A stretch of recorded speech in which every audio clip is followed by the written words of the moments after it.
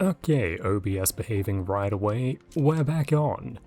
As I said yesterday, I don't like doing housekeeping shit, catching you up on where we're at with stuff in these videos, so very happy to have that taken care of and be able to sit down again and just get right into the game, because that's the part of the last video I actually enjoyed doing, just reacting to a Halo game. Now, we're back in front of one and we can do it. What do I have to talk about? You just open my gay little Far Cry map.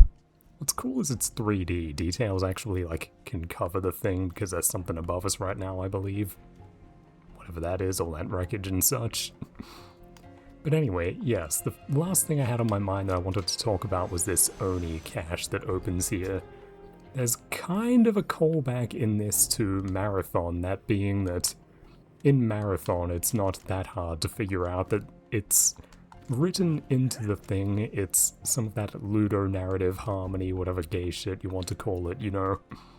The weapons that you can find scattered across the Marathon are there for a coherent reason, that being that it's written into the thing that MIDA, the Martian separatist movement, Jason Jones's Xeon, whatever you want to think of them as, they weren't done fighting, and the idea was that they would eventually...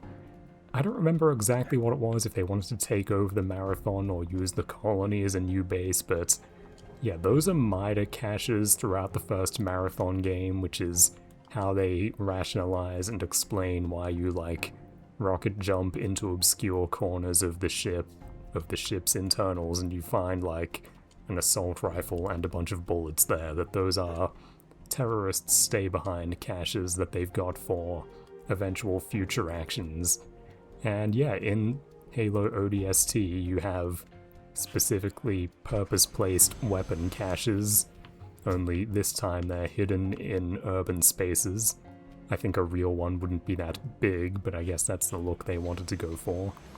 And they have your, glow-in-the-dark pen Oni symbol there, and alien editions for... The symbols have been looked into. I don't think there's too much to them, but what's interesting is the idea that there are, basically government agent weapon caches through the city. And note that they're all still there. You could say, oh, it was quick, but I think really what you're meant to take is that, as far as there is purpose behind them, that they are not there for the event of the Covenant invading Earth, because obviously, if that happens, I think realistically one would figure that just immediately leads to this happening. You aren't going to turn that around if a few Oni agents who happen to be around rush into a closet and grab submachine guns. So why there would be Oni caches around, I imagine, is that that's one part of what would be elaborate terror response programs for originally human insurgency, because, again, Halo is such a big echo of Marathon that's written into the backstory that basically, a central UESC and MIDA style conflict is happening between the UNSC and... I don't actually remember if they have an acronym in Halo or if they're just the Separatists, but it's that kind of conflict anyway, as you would know if you've bothered looking into the lore here. I don't remember how far you have to look to find that stuff, if it's in the first game's manual or what, but yeah, anyway, there's just these terror response caches in this game. Now, the other thing I wanted to bring up, I don't remember when I was thinking before I started this if there was a way to segue into it or not from that, but yes, the idea of organically placing things, not really a relevant thought, I'll just get into where I'm going. The other thought that occurred to me just in terms of parallels to past games where, there's weapon caches in ODST, like in, Marathon. The other thought that really came to me is... Oh yes, this is how I was going to segue in. Oh, hang on, what's that?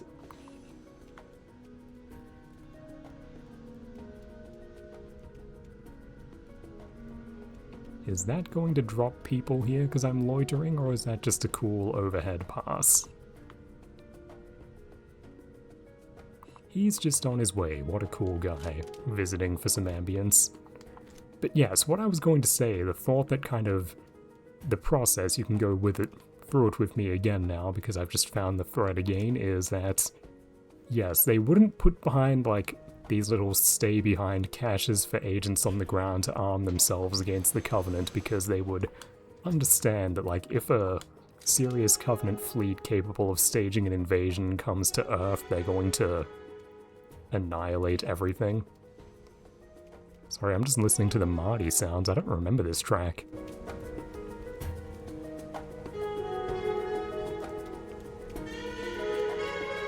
This is much more involved than, like, the main famous meme track people remember this game for. And again, it's got that kind of, like, weird 2010s fedora hallucination of what noir sounds like, where, as far as it's anything, it's kind of the Vangelis soundtrack from Blade Runner. So I think that if we want to rationalize Bungie's influences in calling this a noir game, what they actually mean is we're making the science fiction set city look sort of like Blade Runner, and we are aesthetically channeling that for how we want the mood to be, like we're Deckard on his balcony right now, or in the Blade Runner game where you get to the detective protagonist's apartment balcony, and I think they play that same track, Memories of Green, from the movie. That's just a side thought that came to me, that there's almost certainly, like, much more Blade Runner DNA than any, like, actual historic noir film right now. Like, the colors, the situation, the sound, this is not Kiss Me Deadly, this is not the Maltese Falcon. As far as it's anything, it's Blade Runner, you know, at least another step removed. Route open. The friendly AI is telling us we can go that way if we want, but yeah, it doesn't really matter. I have to get the whole way across the city, and we can hit a couple more caches to rearm on the way. Very nice of them. But anyway, yes, what I was getting at, sorry, we'll stay here with the cache until I get this thought done, it'll keep me reminded. What I was going to say was, the reason they wouldn't have stay-behind caches for individuals on the ground to arm themselves against the Covenant is that if the Covenant get there, if they get that far, it's over, and no one on the ground is going to make the difference if he can pick up a sniper rifle. And that's always been kind of something Bungie have been very aware of, like Jason Jones especially. He reads war memoirs like, oh, did you know it was inspired by the Black Company? Yeah, he reads a lot more than the Black Company. This is a guy who reads, like, actual memoirs of soldiers on campaign from, you know, antiquity to the 20th century for fun. He knows all of the details and dynamics, how these things go. And a lot of the nuance in the writing of both Myth and Halo, but also, if you think about it, Pathways into Darkness and I suppose Marathon, is thinking of ways that he can fit individual heroism and decisive small-scale skirmishes as something which is really decisive, because that's what actually works as a game system. Again, Jones is a very intelligent guy who had all of these strange abstract theories on what is satisfying in a video game. He thought about all of this. Every Bungie game is a very carefully thought out, contrived scenario in which it makes sense for these little, rational, individual-scaled events to really, really matter. And the connection I made from there was to Pathways into Darkness, where Jones's, like, big fascination is obviously he's quite into World War II and understands that, like, okay, what really matters in World War II? You have your commandos and stuff, but it's all, like, ultimately coming down to, you know, lining up massive numbers of tanks and so on, and they just fucking slug it out in the field. The presence of World War II, like, directly in Bungie's work is that there are dead Nazis in Pathways into Darkness in the Ruin, and if you think about how they got there and what they were doing, that really helpfully recontextualizes all of Bungie's games. I believe that the Nazi soldiers, SS or Wehrmacht, whatever they were, I don't remember. One of them had an iron cross, don't remember if it says what his, like, unit or job was, whatever, but you know what I mean.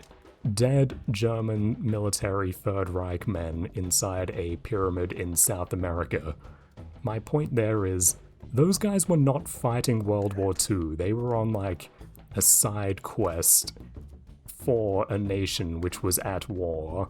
And if I put it that way, does that not seem like an accurate way to describe basically everything that is happening in every Bungie game, that you're never really fighting the war?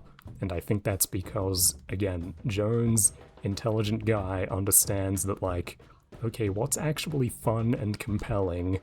You know, encounter to encounter, I can only keep track of and really meaningfully interact with, like, at most, like, 10 other moving, thinking in-game actors at once, so everything has to be little skirmishes and clashes and, you know, basically, like, civil or domestic scenarios rather than how an actual war works. If we try to make the Battle of Kursk into a video game, it will be some, like, boring, unpleasant armor shit where, like, people are kilometers apart and no one person can exercise some quick, pleasing action thinking in a way that's really going to, you know, mean victory or defeat. So what they do is, again, like, borrowing from the kind of Indiana Jones premise, these are really just kind of mystical side quests that happen to have a kind of veneer of militarism because, yeah, like, soldiers have been brought along and they're from a world which is at war, but yes, it's the goofy, evil Nazi scientists' hobby adventure sponsored by Hitler that leads to these men being in a pyramid. If the game was about those guys, it would still not be really a World War II game, but that would be arguable because, you know, the greater story context of why they're there is World War II, and they are clearly identifiable as actors in that war. And do you see where I'm going? That's basically the same way that we could describe both the crew of the Pillar of Autumn and the Covenant who were following them, Truth and Reconciliation, and whichever other crews were coming along, however many that Cortana didn't completely blow to hell before the first level is over. If you think about it, the reason why on-the-ground infantry combat is possible and why it can matter so much in Halo 1 is for the exact same reason that it can in Pathways into Darkness. That, like, as far as the Covenant are concerned, this isn't like an episode of the war. The war in Halo is Battle of Kursk shit. We line up our gigantic military hardware, and they just fucking wail away at each other, and, you know, it's ultimately going to be, like, logistics and production and technology that decides this. You know, the great decisive actor Rommel in space is Captain Keyes, who is considered like a hero in the backstory of Halo because he once successfully 2v1'd the Covenant, or maybe it was 3v1, like it was 3 of them on him and he won, even though human ships are worse, and that's a neat little piece of scenario lore, whatever you can read in Fall of Reach if you care to. But my point is that it's not a scenario in which Keyes can do that kind of stuff. The moment for military, you know, the war has been decided as like a straight up military thing. Reach has fallen. That's like, it's over. If you think of like the Jason Jones brain, like, you know, he loves his losing causes and epic struggles from history. It's like, no, we lost Kursk and now like, yeah, you know, like the Red Army is marauding in Prussia. We're just like retreating further and further west. Like, it's already been decided on that front. The reason why we can fight on the ground is because the human crew of the Pillar of Autumn landing on the Halo ring, that's not a like hard military problem like the Pillar of Autumn attacking High Charity would be, where like, okay, we just square up our hardware and blow them away.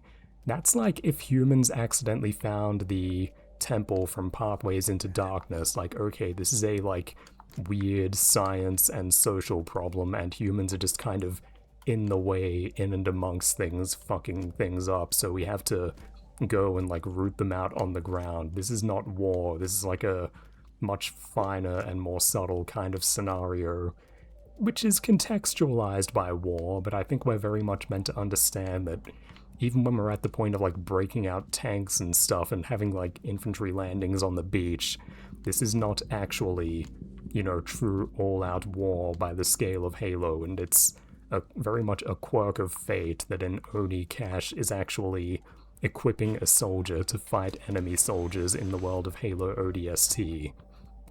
Does that make sense? The main thought that I wanted to get out there is just the parallel between Pathways into Darkness and Halo Combat Evolved, and the idea of soldiers being forced into a kind of side quest so that they can fight at a more interesting and game coherent scale, as a recurring premise of games that Jason Jones especially has worked on. And it might have annoyed some people if you played the Myth games, but as well, like every Myth mission I noticed, like very often the idea is that there is actually like a gigantic Lord of the Rings battle happening somewhere, like, oh, the 10,000 guys from Madrigal are going to go square off with the gigantic evil skeleton army. But no, you're like Force 10 from Bagrada, so you have to go and, you're going to go take 20 men and go fight like 20 skeletons at this other important thing, which is all the way over there, and it's very important that that gets dealt with, so you go do that. And you might think, oh, I'm being cheated of the real game, I want to have the 10,000 skeletons battle, but if you think about what actually works about Myth, are you being cheated if you can't do that? Like, it's really a game about spinning plates and tracking a few, like a limited number of things and moving all of them intelligently, and it really would just become a different kind of game if there were basically more individual entities in play than you could plausibly actually keep track of down to an individual level. Like, the way you're meant to play Myth, I believe, actually is that, like, ideally you aren't meant to lose anybody, but at the same time, like, you actually have a fair bit of buffer room to lose people. It's a game that I understand after I've played it a lot how it manages to be so hard, why it's like that, because once you really get into it, which takes about as long as an entire playthrough, once you're, like, speaking the game's language, it really is possible to, like, comfortably get the better of it, but when you're in that gaining familiarity state, when you're still learning the ropes, it will slap the hell out of you a fair bit.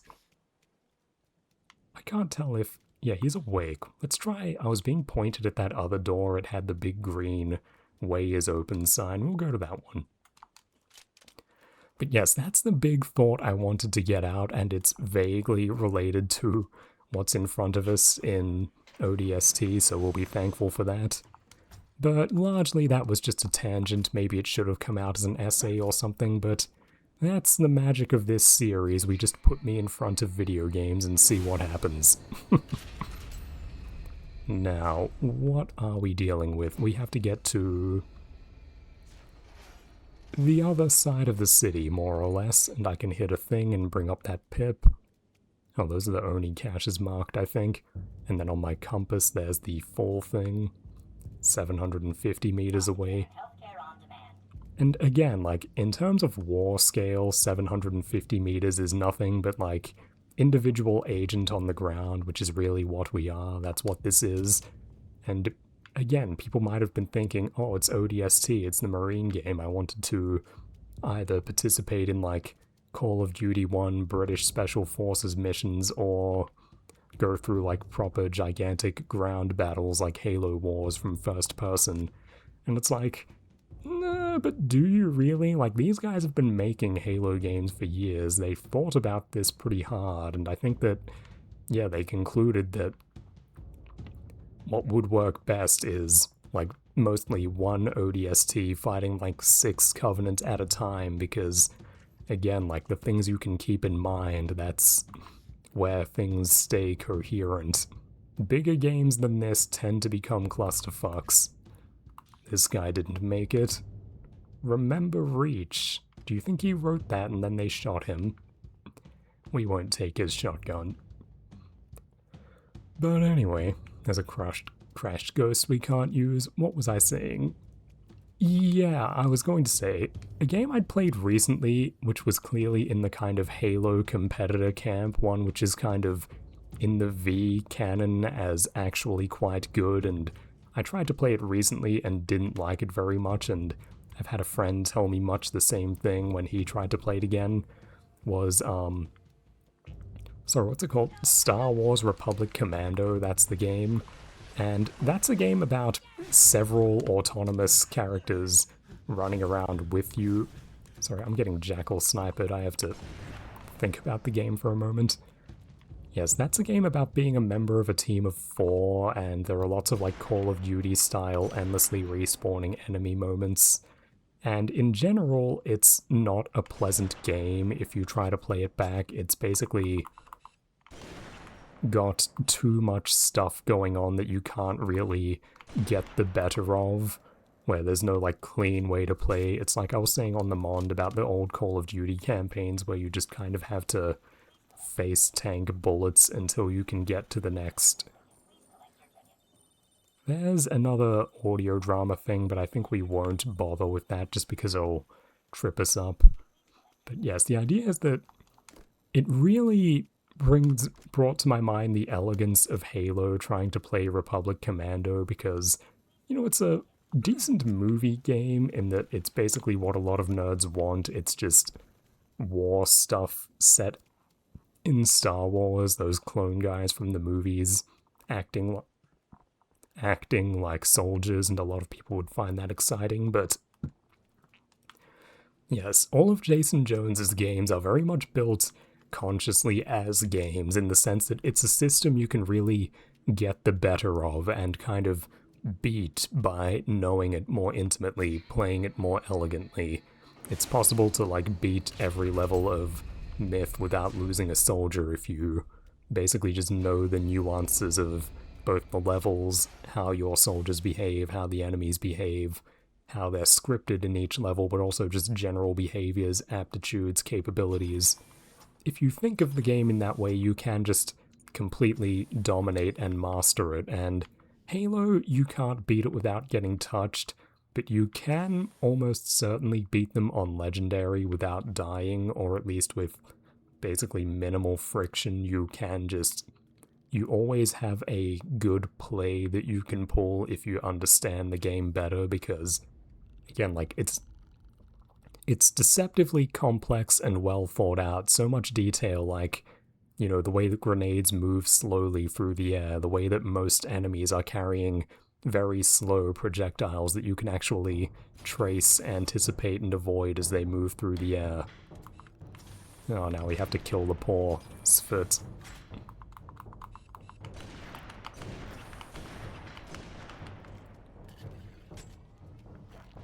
Okay, maybe I'm not even meant to, I don't know.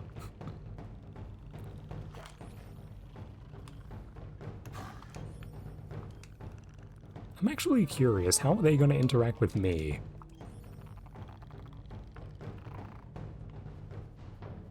And this seems to be another show don't tell Vania Born-like scene where some elites got fucking radio hootu'd by the brutes. It seems like if brutes aren't around, the engineers don't suicide bomb you, which does, yeah, again, like, makes sense with where the story is going with these guys, what their purpose was always to be. They made a model for Halo 1 but didn't have time to fully rig it up and animate it, and I think that probably what made them cut them was that they were going to have more complex behaviors than the enemies, where the idea would be... It just strikes me as a very Jason Jones kind of idea to have, like, an enemy support unit there for the whole game, and they never say what its deal is, but you can kind of independently notice as you're going that, like, I don't know, if you kill all the boss enemies, that these guys would just kind of, like, make whale song noises and kind of try to high-five you benevolently. I think that was always the idea of the engineers, and basically what they're doing here. That stupid, obnoxious ODST only shield effect.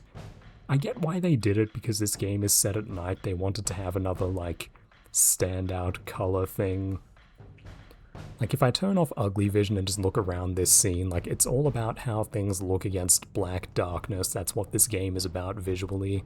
So they, like, retuned all of the shield effects to be this really, like, sparky, iridescent, like, very persistent glow, because they thought they wanted them to look like little Christmas trees against the darkness. It's not terrible. Right, there's another Oni cache here, even though I've barely used my guns. Let's go look at that just for the hell of it.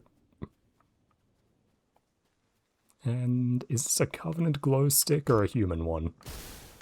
Oh, I killed it. I saw the red thing on my map and got scared for a moment, but it's just these guys.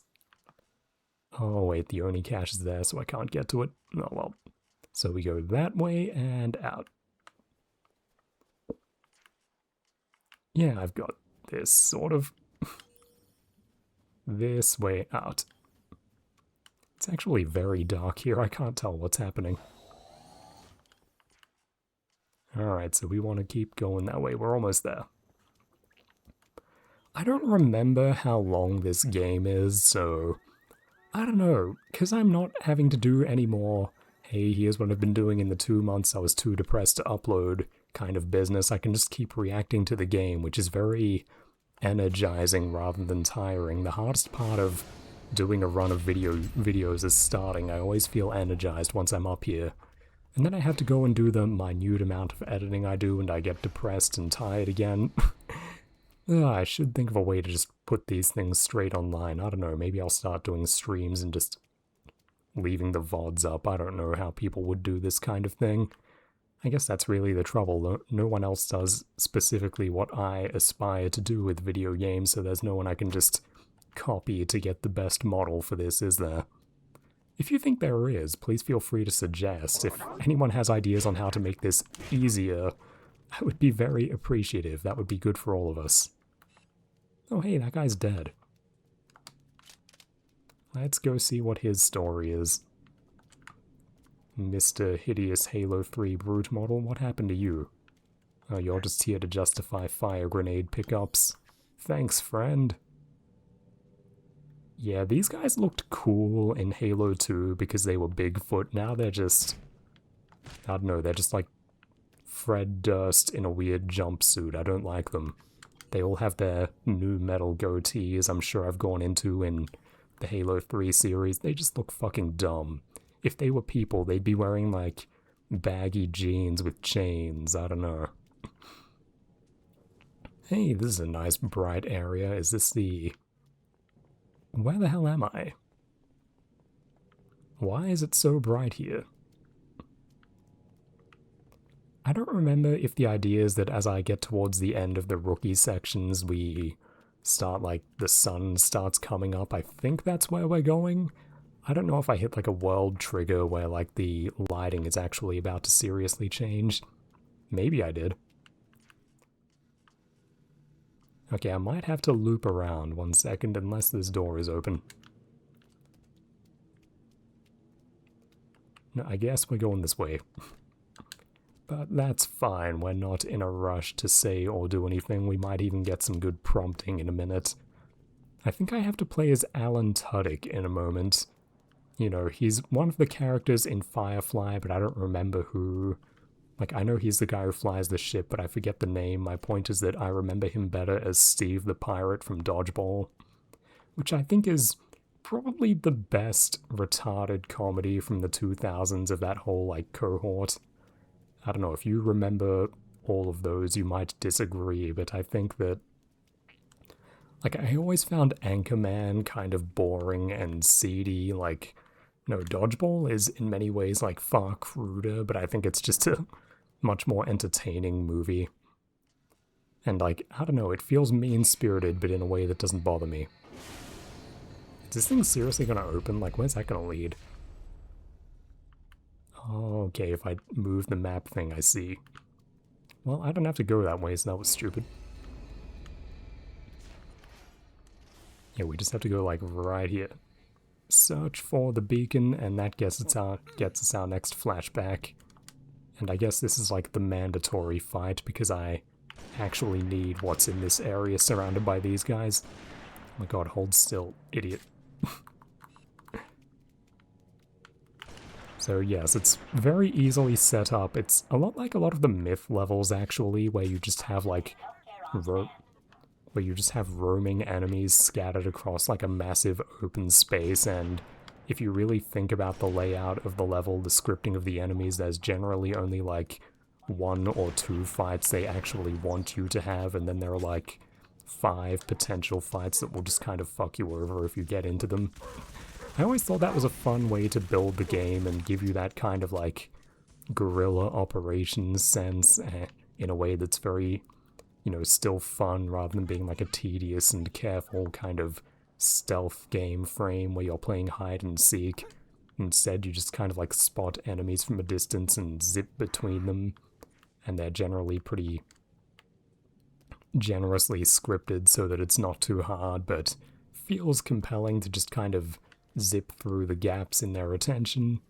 That's very much how Halo ODST is built, where you will spot brutes leading a gaggle of grunts from a distance, but you can just kind of run past them. It's a cool feeling to do that. I really think it's a fun way to build the game. Okay, we'll put on ugly vision for a minute just so I can figure out what it is I'm meant to be doing.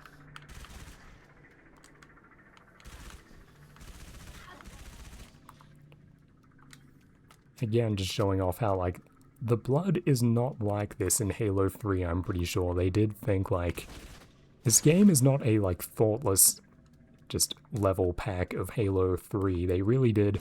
I think it's much more visually considered than Halo 3. They did more, like, conscious, how is this going to look work, whereas Halo 3 feels much more like, power of the Xbox 360, baby. Let's just fucking power up our mud textures. This one is much more like, okay, what colors is this game about? What visual impressions are we going for? I'm trying to be nice to this game. I feel like I've been kind of hard on it in some of the recent things I've said. But okay, what am I looking for now? It's meant to be like right here. It says the beacon, but what is a beacon? Maybe if I had played this game all in one coherent session and I wasn't talking, I would be struggling less here. Is that meant to be a crashed Banshee? I think it is. See, it looks cool when I turn the visor off and it's burning purple, but when I turn on this, it's just this, like, meaningless piss noise. But I need that thing to figure out what I'm doing. The beacon is nearby, people. Bear with me. Are you a beacon? Are you a beacon? Ah, we got him. Alright, alright, alright. Are you a beacon? No. If you think about it, I don't actually know what a lot of the stuff around here is. Like, that's a wraith, but, you know, it's very dark and piss vision kind of obscures the meaningful details in everything. None of this is beacon. This is a barricade that somehow has a computer built into it. Okay, so we enter the beacon is here mode around here. Where is it, people? You help me.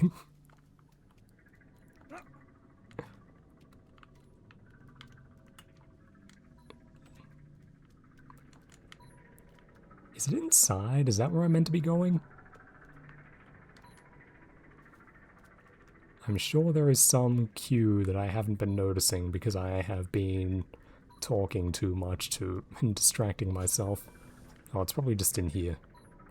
Yeah, here's another, like, idiot's fake idea of noir scene where we enter a building and everyone's all shot up, and presumably, like most players, because they were looking for where to go, they would have had piss vision on, which completely ruins the visual, I think, when you walk in, like the key visual. Like, this looks bad, I walk in with this on. This looks good, I walk in and I, like, follow the spots and actually can't see anything else. But yeah, again, you can't see without this bloody thing on. It kind of undermines their work pretty badly. But yeah, I'm probably looking for something upstairs. That's where the good game design, organic path highlighting is telling me where to go. Oh yeah, there are like New Mombasa cops here. New Mombasa Police Department, presumably. And they have this civilian armor from the Halo universe, and that's Yeah, not a lot to say about that design. How else are they going to look? But yeah, they got a few shots in. As you can see, they killed a few grunts back there. This guy killed a brute, or these two. There's a better look at what they're wearing, just kind of riot cop gear, I guess. And note, all of the new Mombasa cops that we can see so far are white. Make of that what you will. Okay, here's our, like, objective thinger. And a discarded assault rifle. We'll turn off ugly vision, sorry about that. Where's the rest of your team, trooper? Scattered, dead, I don't know. That's too bad. We're gonna need all the men we can get.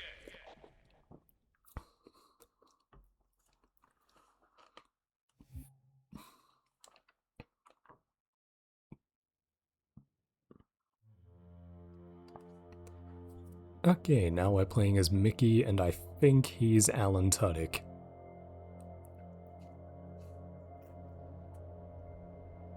Isn't that prestigious and serious for Halo that we have these little TV, name, place, time cut-ins? And here's more weird ODST cutscene animation where everyone moves like a weird lolling baby person. Take a guess, genius. Like, look at the sense of gravity as those guys move, how it's like weirdly middle heavy and like bouncy. Like, no one moves like a person or in like a recognized style either, it just looks wrong. Wait for me! Yeah, I think this is the game's tank level and I get to drive one very soon.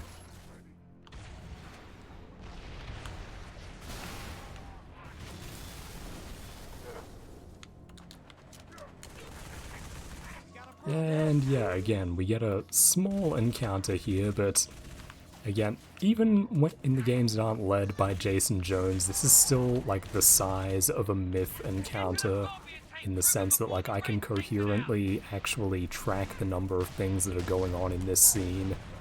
Like a big reason why they never give you too many Marines, I think, is, you know, on one hand it's a technical thing. These guys are more complex than the sprite-based characters of myth, and the game would explode if there were too many.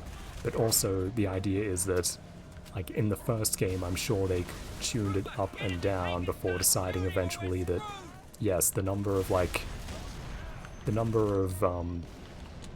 friendly characters who the player can like reasonably keep track of and engage with meaningfully is...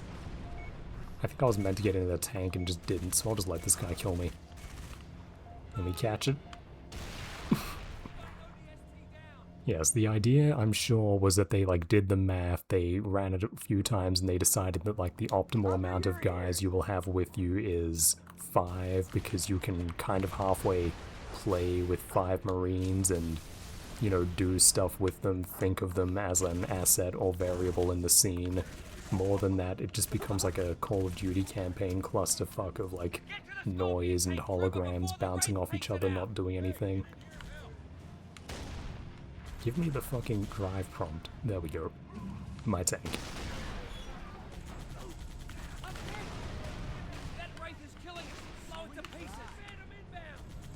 These Marines are trying so hard to get flattened by me.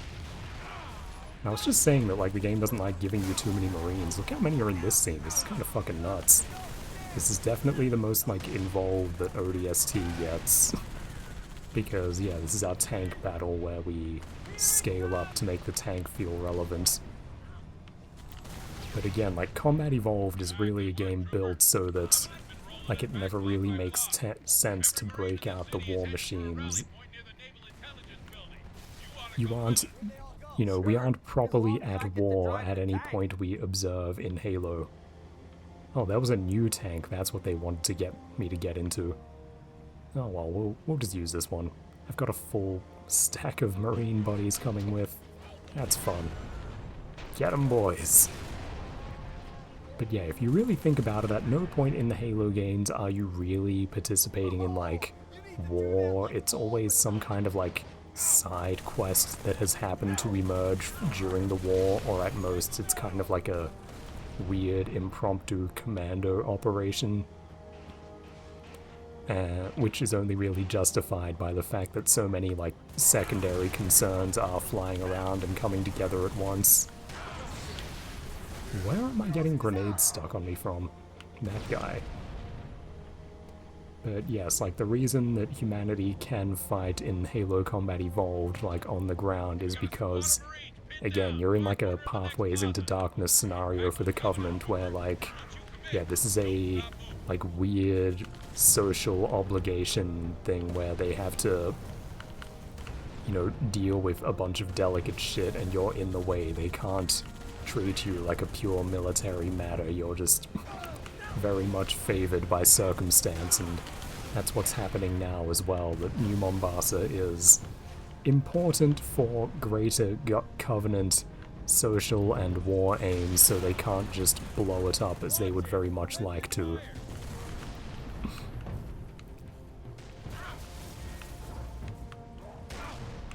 Did we just get like permanently disabled by that thing? No, there we go.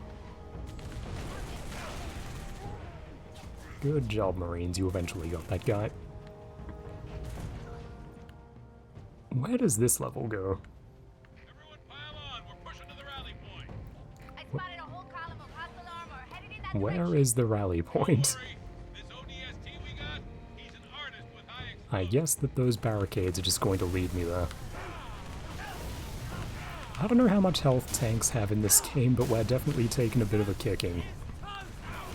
They aren't getting like full-blown anti-tank weapons, there are no fuel rod cannon enemies, we're mostly meant to just kind of have fun blowing shit away in this level, I think, but still, if I'm not careful, if this tank goes, I'm in trouble.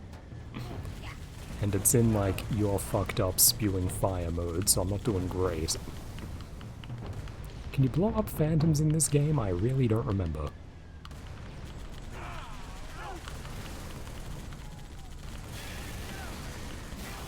Oh god, there is a fuel rod cannon guy. Ooh, we're losing goons. Sniper, watch those rooftops.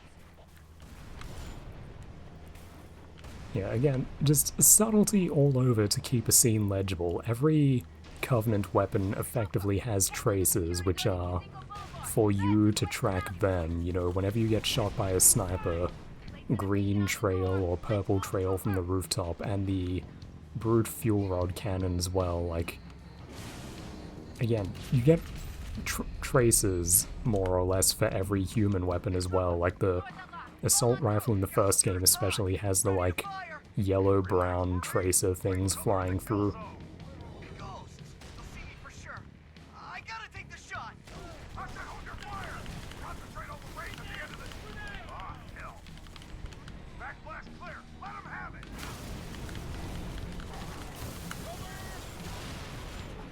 So much for that guy. They said backblast clear. I don't know by what mechanism a Gauss weapon is meant to work, or if it would actually have backblast. Or if that was meant to be like a guy with the Spanker rocket launcher. And given how that thing is meant to be designed, I don't even know if it should have backblast. Is that just like a general thing of every missile class weapon? You know, what I want to say there, again, is just that generally that's kind of Bungie's war nerdism coming out, that, like, it's very like every YouTube gunspurg on the planet who has played Tarkov and Rising Storm knows what backblast is now, but, like, how many people knew what backblast was in, like, 2010 or whenever this game came out? Bungie were always, like, very ahead of their curve in, like, advanced military autism stuff. Despite the fact that the Halo games weren't realistic, but, you know, it was just like next level autism, that they were guys who had like way ahead of the curve military autism and appreciation of these things, and then to go a step further, they were the ones who understood how to tune them intelligently to make a more compelling game experience. You know, just unmatched, really. So easy to make a case for them that way. Hey, it's the guy we were playing in the last level, with his gay dinosaur faceplate thing. Whoa. That guy's like flying double fist animation was pretty funny, I like that. I don't hate everything about the brutes in these games. Yeah, that guy's not having it, we're just too cool. Okay, I need a second weapon or rockets for my launcher, because right now I just have this SMG, which just kind of feels like I'm not doing anything. Well, it's going alright. Not a bad weapon. Alright, we'll just get one of these. Fuck it. Hey, why didn't it... Okay, that's worse. I'm using my SMG, I don't trust that gun.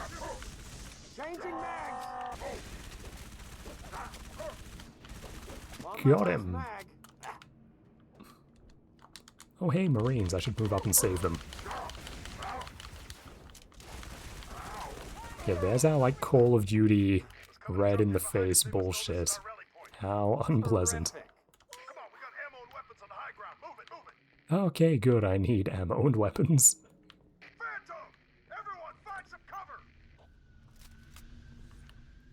Help Dutch defend the rally point.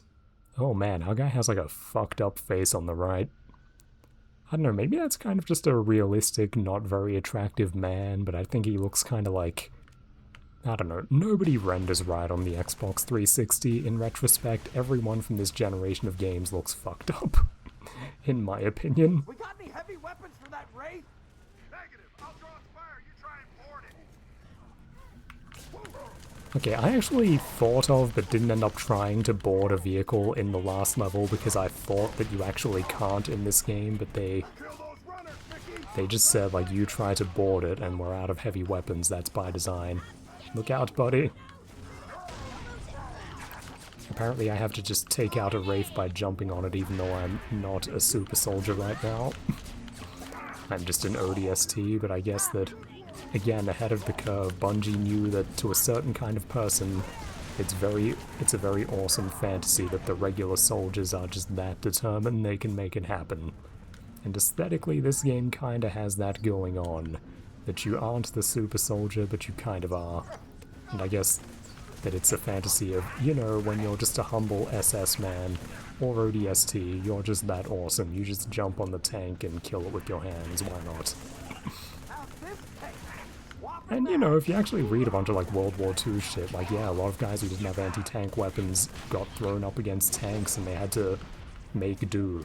And I'm sure lots of them just performed terribly and died, but there are also accounts of like the Japanese developing tactics of having a guy jump on a fucking tank with a Molotov and just try to blow it up that way. That guy was not fucking around, he just grenade launched me to the abdomen. Okay, sorry people, we gotta go through that whole noisy, obnoxious fight again. Alright, what do we got? A sniper and an assault rifle. We'll make do with these. Okay, I think there's sniper reloads around here, so we should be able to get a fair bit done with this if we're careful. Nope, instantly sight flinched. We got any heavy weapons for that Wraith? Hit that Wraith. Is he gonna get the others? Yay, he did. See, that's the kind of stuff that makes Halo work, just the slow, coherent parts. In the time I saw that guy coming and his buddies, I actually, like, consciously decided to do that, because it's very deliberately scaled to be a system in which you can constantly be making little pleasing decisions like that to shoot the grenade-charging grunt and make him blow up his peers, and it actually works and was tactically effective. You aren't just, you know, cape-shitting more interesting tactics into a system which is best played by breaking it in some obnoxious way.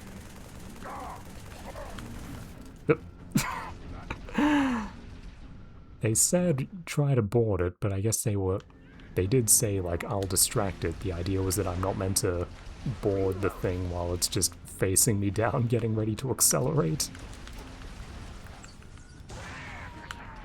Ooh, that was a good grenade, I think.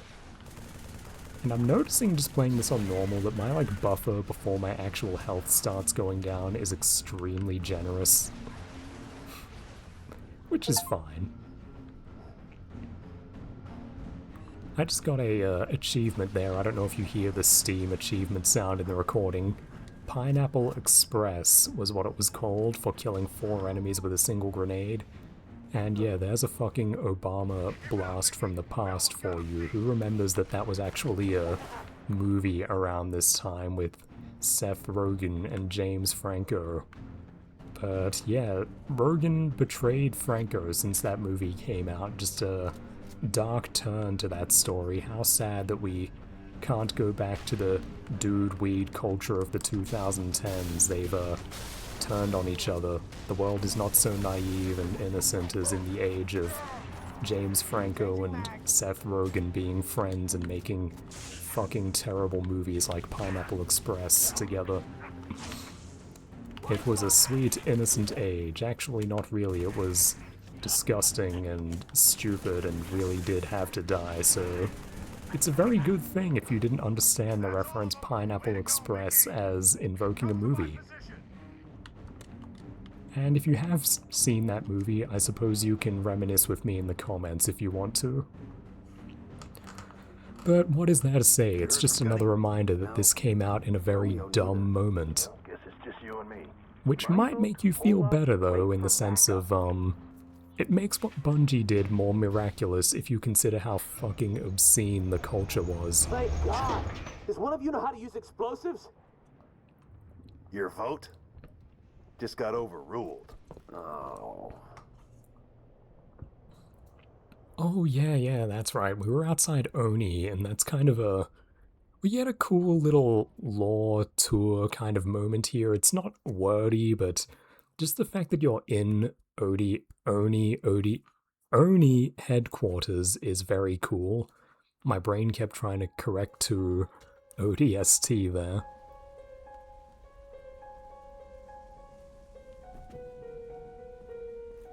I actually want to let this moment play because this is good. This is Halo ODST at its most sensy, these moments where they just let the piano take the lead. We're in like a Resident Evil save room right now, aesthetically. It's really wonderful.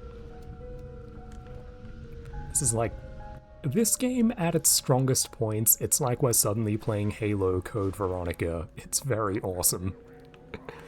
I do still, like, as much as I might be speaking ill of everything that isn't just the pure will of Jason Jones, there is still a fair bit going for this. This is some of the most talent that ever got put together in American video games, and, you know, combined with serious production values and being able to just do a lot in a game. I do think the entire Bungie run of Halo is worth it, not just like the original game or two where you really have Jones at the wheel. And yeah, again, just this is, oh my god, the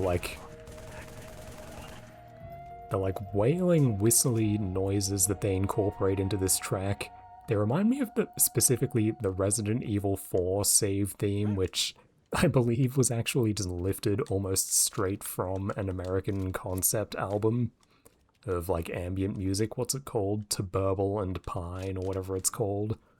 That Resident Evil 4 save theme foundation track.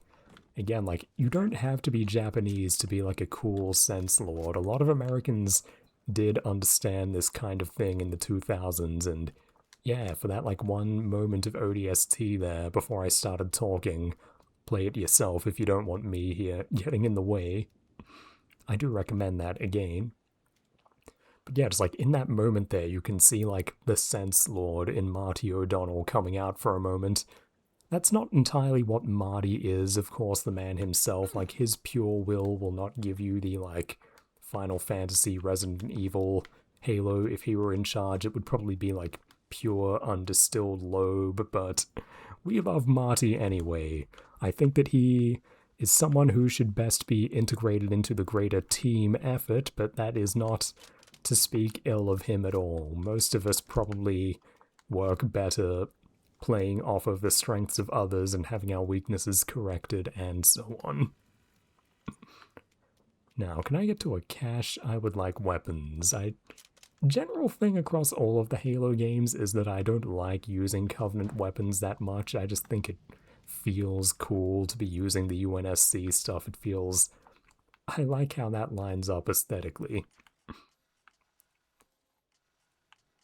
And yeah, I have to go down, and I think I'm following the guys to Oni headquarters, and then the next flashback mission with the team is inside Oni, so we actually get to see the, like, Humanity headquarters office building, or at least, like, kind of the lobby.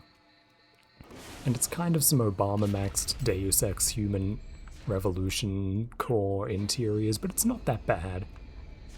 City alert. Detour. Yes, we're being show-don't-telled by a AI through this whole game rather than having him directly speak to us. Again, that's aesthetically a very nice idea, just a very, like... It's kind of that classic Bungie underwriting. It's the most tasteful thing about this game, that you do still have an AI guide, just he isn't talking to you directly. He's the voice of the city. And yes, what I find less tasteful immediately, though, is that he is called Virgil, and the city is arranged in rings, and it's very much... I probably said this in the episode 1, where it's like, yeah, if you think about it, the city is like hell because it's a war zone, and who guides you through to hell? Dante. Isn't that clever? Isn't that literary depth of the classic Bungie kind? And it's kinda... It's not nothing, but it's really not elegant or really going anywhere. Like, it's, you know, why is he called Virgil? Because he's a guy. Like, yeah, charming. Okay, I'm kind of beaten up here. Where is a heal thingamajig? And sorry, people, I have to put piss vision on so I can see what I'm doing. Oh, this is where the last level ended. This is that place where... Yeah, like the Wraith was over there and so on. The Marines were up here, and there were a bunch of weapons, which are probably gone now. Okay, there is a cache down there, though. I hope there are heals in there as well. So we can get the obnoxious little beeping sound and red flare on the HUD to go away.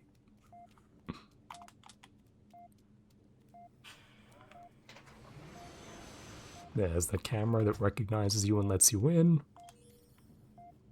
Oh, okay, I didn't see those coming. I guess that I get a little silenced SMG and a pistol, and I just have to drive off on a little mongoose now. Look, we can drive it up the stairs, isn't that fun? Yeah, I think I remember as far back as Halo 1, they were actually experimenting with the mongoose, like there was a working one in test builds of the game, but they just didn't like it. Or at the very least there was in Halo 2. I know that it only finally made it into a campaign in Halo 3. They were always... It's very spiritually just like what Halo is, that, again, like it's not a war zone, it's these weird, irregular... war-adjacent operations, so guys ripping around on ATVs is not, like, out of character. It's a very good excuse to work that kind of thing into a ostensibly war-based premise. Alright, we're just gonna find our bloody heals later, I guess. Oh, nope, we're driving in.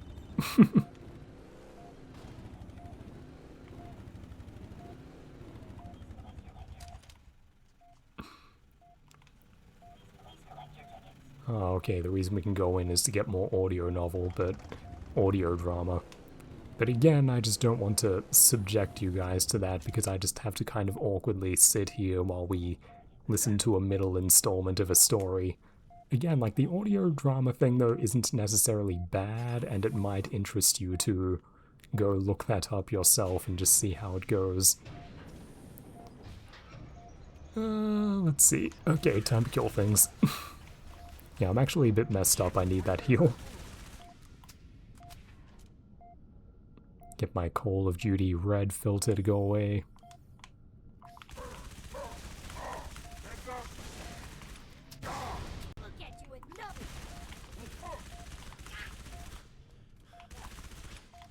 Okay, that took a lot of submachine gun bullet.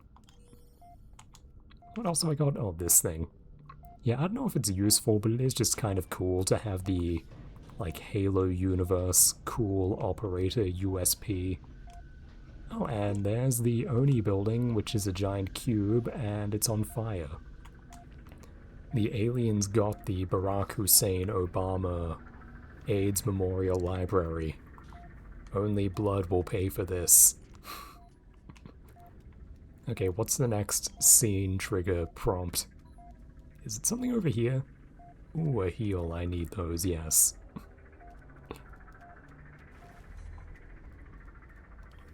But, yeah, why is the Oni building on fire? Maybe we'll find out if we get to the next ODST mission trigger. Is that it down there, or is that like a gun?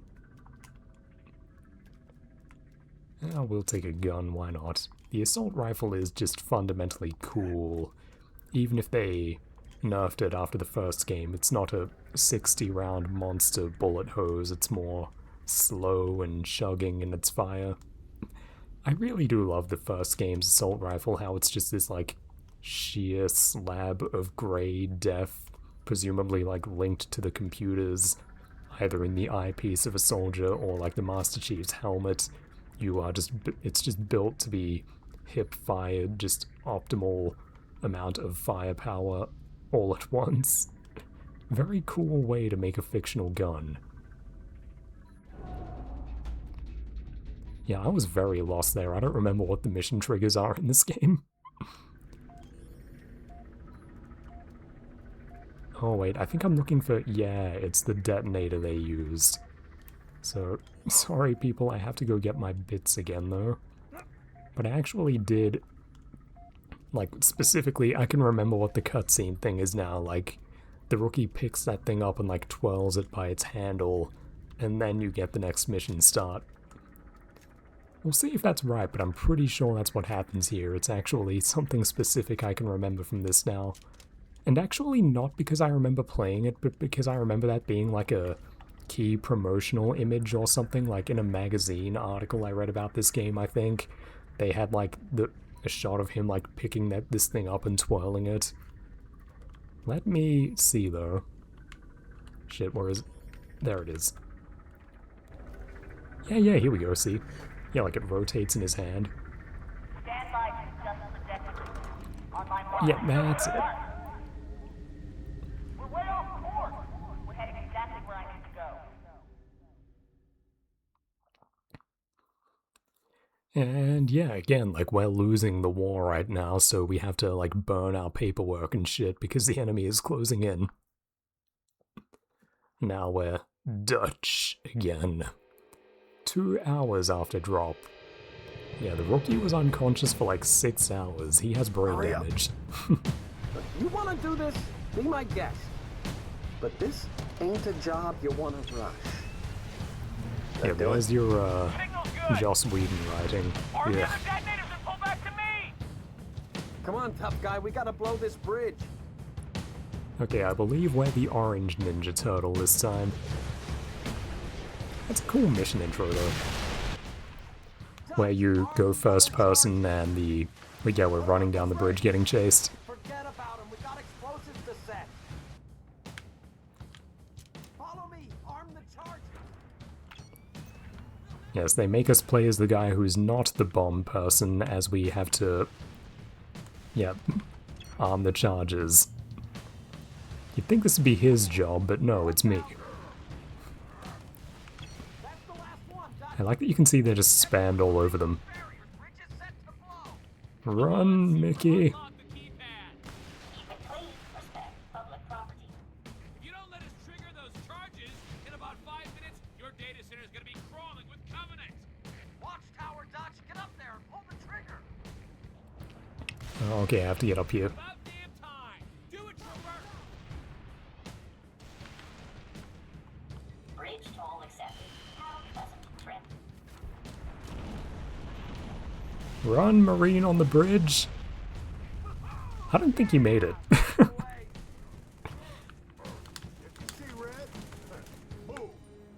I want to see if I can hijack that if it doesn't have a low pass. Come on, come on. Lower. Ah, you shit. Fine.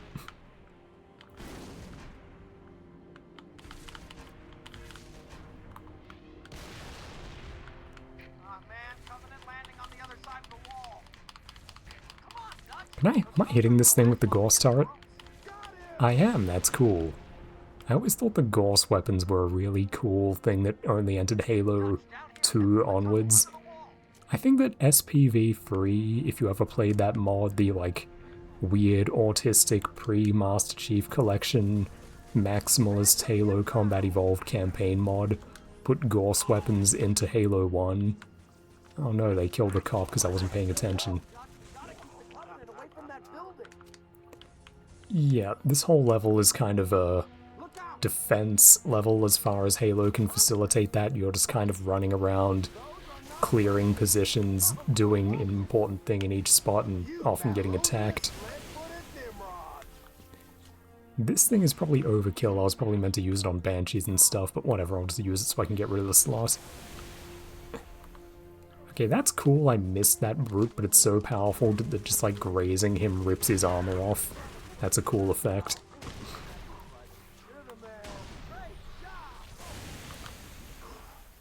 Does this guy take weapon swaps? I'd like to have this thing in circulation. No?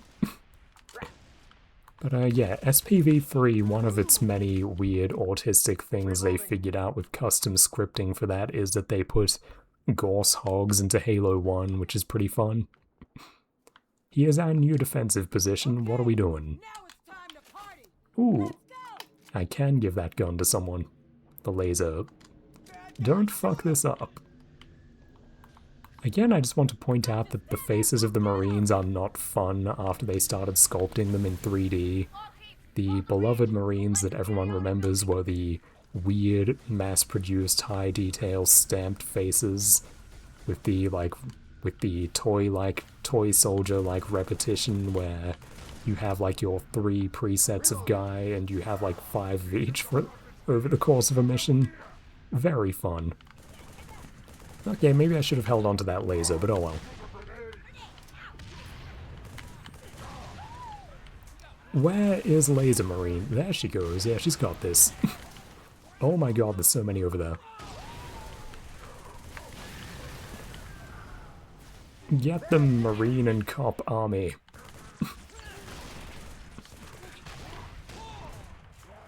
I hope we're not in trouble because I used the Spartan laser's shots frivolously. Is the Laser Marine? Yeah, she's still here. She's just...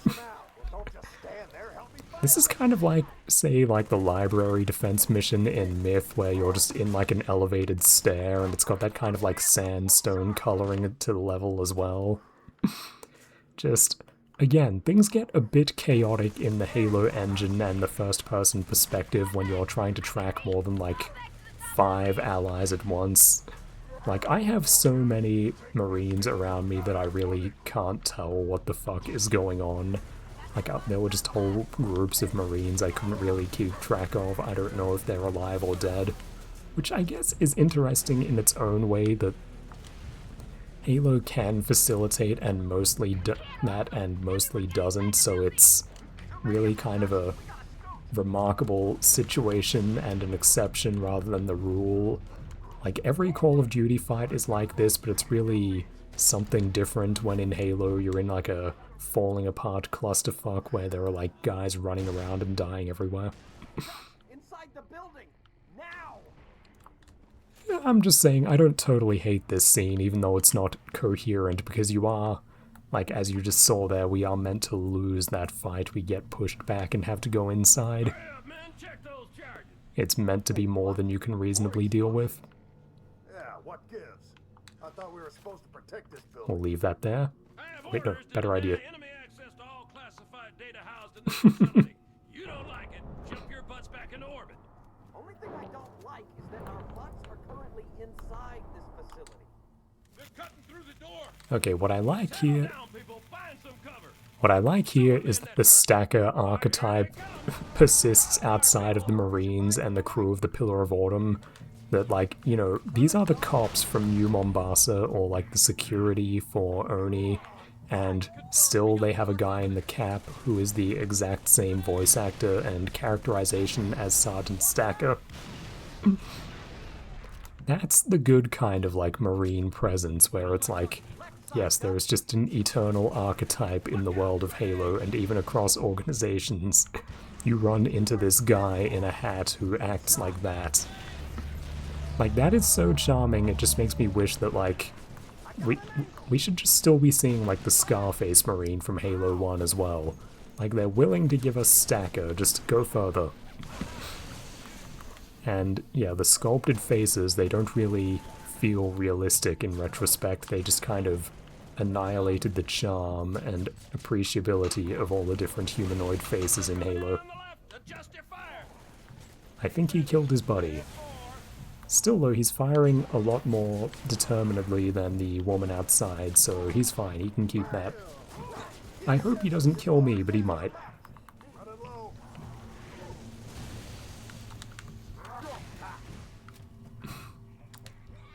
Yeah, so this is more of a classically Halo-scaled fight where we have our one invincible squad mate and like 4 other guys who can plausibly survive this scenario, and given the ability to do basic stuff like swap weapons with them, they aren't a, you know, we're meant to do the fighting here really, but they aren't like a total, you know, like tactical write-off, non-contributing element here. They can actually fight a bit. 2 of them got wiped out by a grenade grunt, and 1 got friendly fired by the laser, but they are not useless, these guys.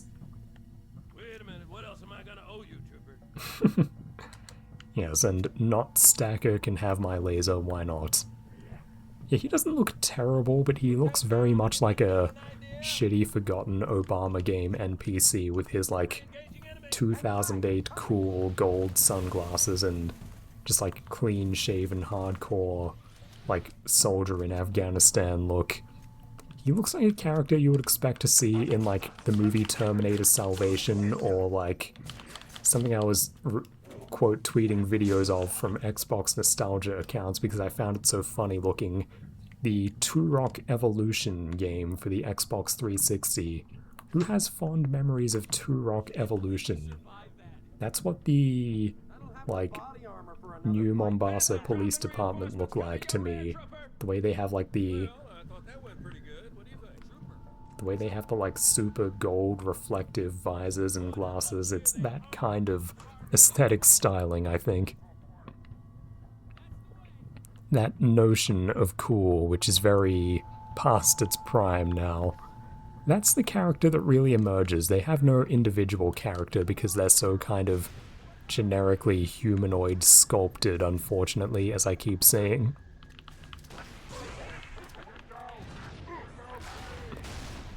I'll send him flying.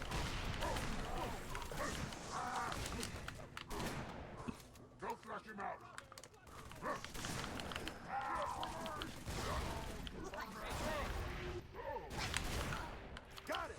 Say hello to Vera! Damn you, monster! Hi there, stupid.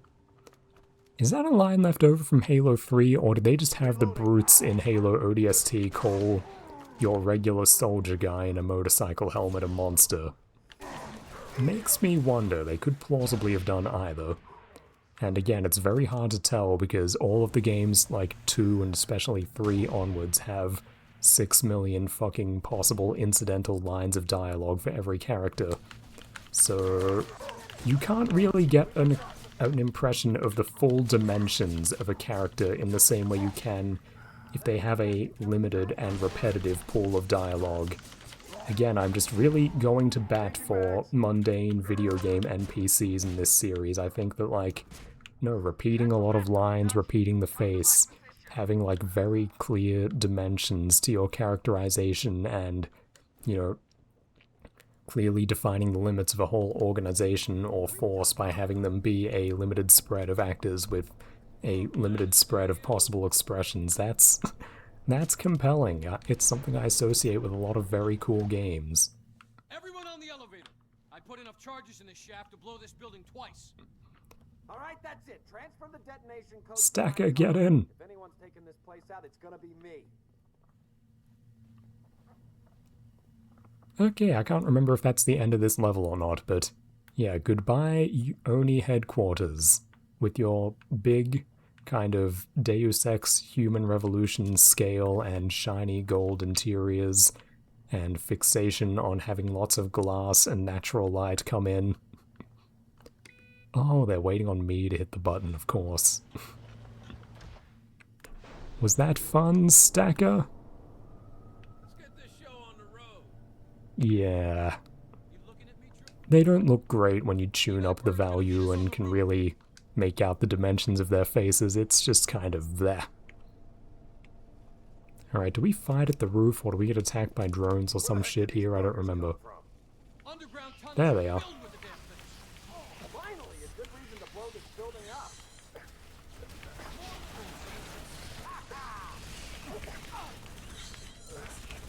Yeah, it's very easy in Halo 2 and 3 to forget that... Oh no, they killed Stacker. It's very easy to forget that the drones exist. They're just kind of a... kind of in line with everything else I've been saying, I think they don't integrate very well with the greater kind of scheme for how battles play out and the logic of Halo generally. They're basically a gimmick enemy who always have their own encounters because they don't really fit coherently with the others. They're just too weird and chaotic. Like, you can't really make drones another thing to consider in the mix with everything else because they're such a clusterfuck of an element. It's really like, you ask the player to think about drones and nothing else, or you just don't implement drones for the most part. They aren't bad, but they are just kind of a... You can recognize that they're a later addition, and yeah, they never really qualified as core Covenant. They're just a bit spazzy inherently. Is there not a heal down there? Oh well. Get him, Mickey! You got this.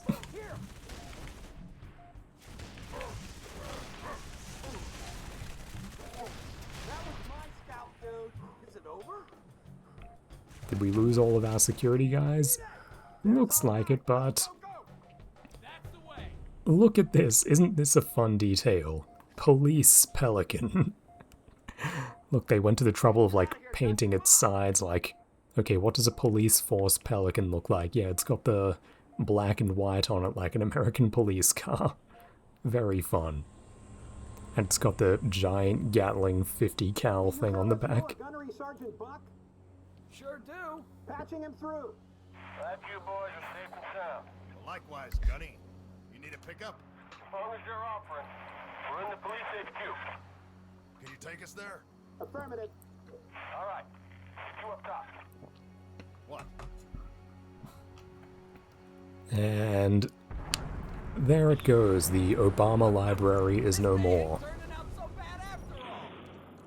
I think it's kind of a shame you don't get to see it intact from a distance, like a moment to really appreciate that it's actually a kind of cool design. You could see at the end there that like there's one bridge leading to an island surrounded by all this water, and it's like a kind of tropical fortress where it's all like sandy yellows and the murky water, one bridge, very clear bright sky, and this grey monolith in the middle.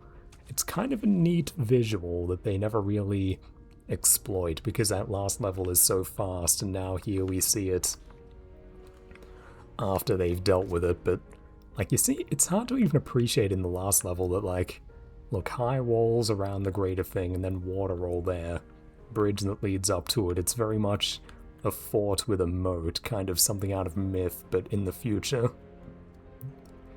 I really don't mind it, it's alright. Now we have to, go to the police headquarters. And I think I actually remember that, specifically that magazine review I mentioned earlier, where I remember the visual of the rookie messing with the thing. It's like, the writer noted that the game never really clarifies how the rookie knows where to go next. Like, is he guessing whenever he finds a new sign of where his team was? It's like, I found the handle of a detonation charge outside Oni headquarters. I guess I'm gonna go over to, you know, the New Mombasa Police Department headquarters now. Like, how is he choosing where to go next? That's actually a very good question.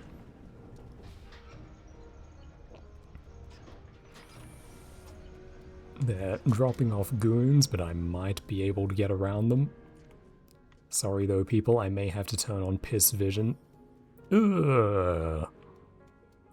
Yeah, it's handy, but it really does feel kind of like a shame that they undermine the, what I consider the greatest strength or novel factor in this game, which is the, like, really elaborate color direction of the night scenes, and that you don't really get, like, an alternate color scheme so much as one I would just call worse if you switch on the smart vision. I don't know, they might have been pleased with how this looked. They were like, maybe they were hoping you'd play with it on because they think it looks so damn good when you do this, but like I was getting comments on the first video saying like, Anthony, please turn off the like smart vision, it just makes the game ugly. And I think that's fair, it kind of does.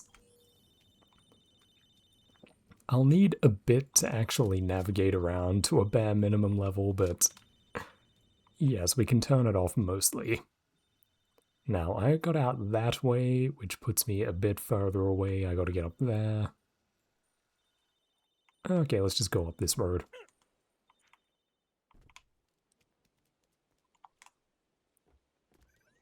Okay, is that a hunter though?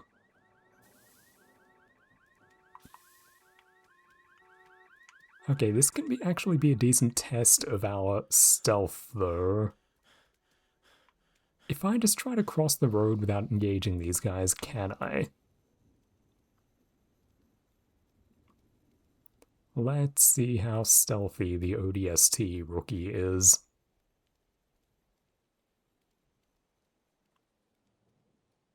Ooh, look at me go.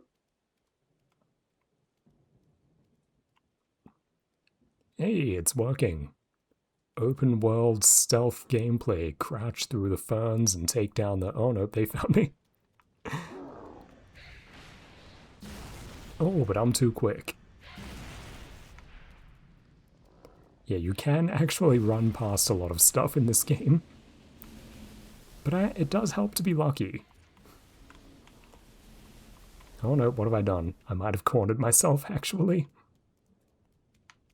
It's actually a bit hard to tell, like, which roads can be followed out of a place and what are corners, because you are on, like, a graph made from above.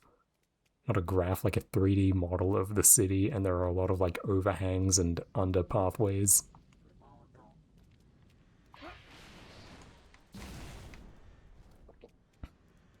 Yeah, I'm just gonna see if I can run away from them. You can take that as a mark against the game if you want, I don't really mind. They're giving me options.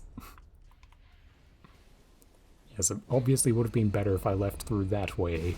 Most people probably would never even know that there were hunters there.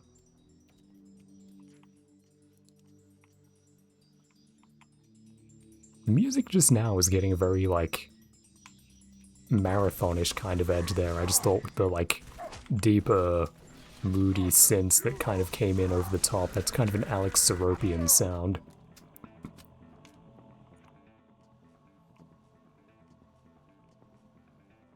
Okay, yeah, I'll stop checking the map. It's a very simple game. I just have to move and get to the thing. Oh, wait, actually, I do need to check this. Is that a wall or not? Maybe it is. Okay, we'll turn off piss vision for a minute. Oh, my submachine gun is empty. Yes, I do think they actually want you running out of ammo for your main weapons.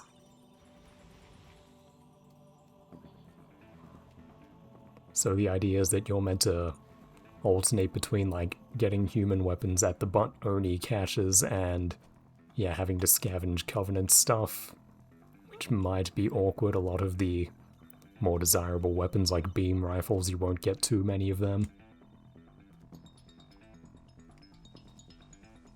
Yes, again, we have the, like, 90s nerd cool music playing right now. Weird marathon flashback for a moment.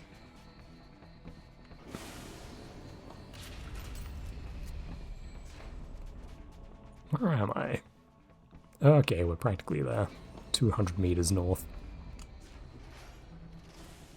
And can I get through this area without a giant clusterfuck fight? Let's see.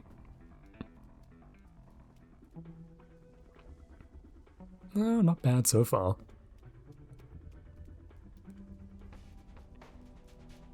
Yet the music right now is such a weird, like, combination of... There's one of those stupid things 343 added. Like a weird combination of Seropian and O'Donnell. But I guess O'Donnell himself made a fair bit of music that was like that. The kind of... Dun dun dun dun dun. Yeah, never mind. I'm bad at talking about music. But we're at the police headquarters. Which one is it? I don't know. Is it this one? What am I grabbing?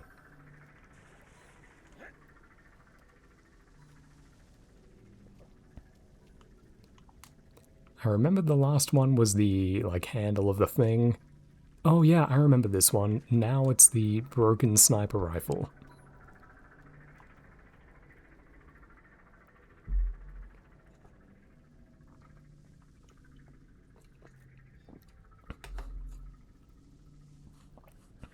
I think there's one more flashback scene after this.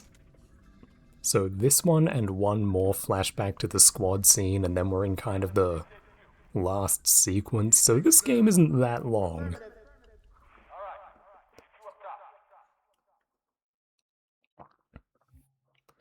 Yeah, so we haven't met the squad yet, but the squad, the, like, two groups they've broken into are about to meet up and combine into a 4, and then, you know, obviously how does the game end with the rookie looking for them? Clear? Yeah, we're good. And who's manipulating Hey, those rookie, cameras? you out That's there? the city AI. Respond, that's an order. Give it up, Gunny. Even if he ain't dead, he's lost in that soup. Our comms can't cut through that. I'll give up, huh? What if it were you down there? Just saying. I ain't dead. You're a piece of work, Romeo. Welcome aboard, ladies. First stop anywhere but here. Banshees, on your 6! Hit the deck! We're losing her. Watch out! Ah! Mickey, Dutch! Status! Alive or dead, we're pulling them out. You hear me? Make some noise. I got your back. Yeah, so again, they've done something I appreciate here, which is gone for a massive visual contrast between what's happening on the ground and most of the game and this specific flashback level. Such a tall building. I'm really digging all these stairs. Yeah, like we actually get the... It looks a lot more like Mombasa in Halo 2 now, where it's like very towering and it's very like clean, like grey, pink sky dominated, where above all the shit on the ground we actually have like cloud cover below us, which looks very cool. It's not an impression you massively get from the rookie parts, but yes, Mombasa's meant to be like fucking massive in terms of how high it gets. We're in a future metropolis or whatever, so yeah, it's very cool and fitting that it goes up very, very high. And it's just a nice excuse to look at other things. The darkness, yeah, the like dark reds and glowing blues against the black, they're interesting for a minute, but it does actually, in my opinion, get very tiring to look at, and I was saying all through the series that I think that Halo 2 is a very visually underrated game. Oh, fuck off, he like turned with perfect timing. But yeah, I really like how Halo 2 looks, and this is the level that looks like Halo 2 in this game. The color scheme and general visual direction they chose for Halo 2 I think was much better than for ODST, so I'm glad that we're calling back to that. Again, the like spectrum of like natural sandy yellows to kind of sky pinks to, yeah, like that on top of like these like future metal grays. That's a very nice look. Like sunny day at the beach in the metal future. Like that's a really, especially like they go for like pink sunset of a sunny day in like the shiny metal future. That's the aesthetic direction of Halo 2 and it looks really nice, and we're back there for this and I'm very happy to be back. It feels like, frankly, it's quite a relief after the streets. It gets very exhausting to look at all that pink, to look at all that like red against black. It's just kind of bleh. Especially, I suppose, for like a thing that I'm casually playing while talking. It's something that would really benefit from, you know, getting lost in it and just kind of making your own time with it when I'm just trying to like get through the game to a certain extent and I'm less patient. I'm not really taking in those more gloomy and nuanced visuals. Well, I don't know, that can be... I don't know, you can weigh in on that yourself. Do you actually like how this game looks at night? I'm not gonna call anybody wrong here. It's not like Halo... It's not like the Halo 1 Fern make where anything is like clearly wrong. It's more just my preference. I just find certain things tiring or less pleasant to be experiencing for an hours on end. Oh, come on. There we go. Yeah, I really... very unfortunate relic of the time that we have the fucking Call of Duty screen reddening when you get hurt, because it just looks terrible and feels like an additional punishment when the game is not going your way, that you just get thrown into the, like, ugly Obama graphics dimension even harder until you recover. Ugh. Games really were just like, the average like Xbox 360 shooter game really was just fucking miserable, just all like red blood clouding your vision and like weird waxy candlelit looking faces with like weird lighting and rendering. Sculpting isn't quite there yet for realism, just ugly realist aspiring but not landing models and ugly, weird, overdone lighting. Games were just ugly as shit for a while.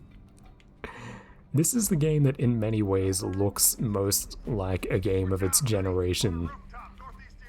Most like a typical one. Yay, human guns, we like those. Where next? Someone stopped to write that. Very funny. But yeah, we're in the New Mombasa Police Department, if you forgot. So there's guns and stuff around, and unfortunate New Mombasa police officers who did not have a great time. And this level, because you're the Team Sniper Romeo, it's just full of stuff saying, hey, pick up a sniper and use that. This is the sniper level. We had the tank level, the defense level. They try to give you like a really condensed Halo campaign across all of these flashbacks, where like, yeah, you basically get one of each like classic Halo activity. We had our like Warthog level, tank level, sniper level. There's another one, but I don't really remember what's happening in it.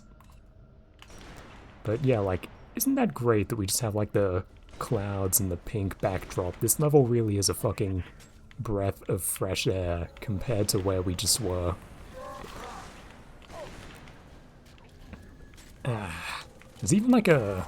I don't know if it's my graphics resolution or what, but I'm getting an impression of like almost a faint visual grain when I look at the sky. It's a very nice looking game. I'm sure that after this has gone through like recording compression and then YouTube compression, you won't be seeing what I see, but if you've generally played this game for yourself, you can... I'll just say, yeah, you'll have to play this for yourself, or if you already have, to really understand what I'm talking about on the level of like very fine details of how things look and render. It's not bad, this game.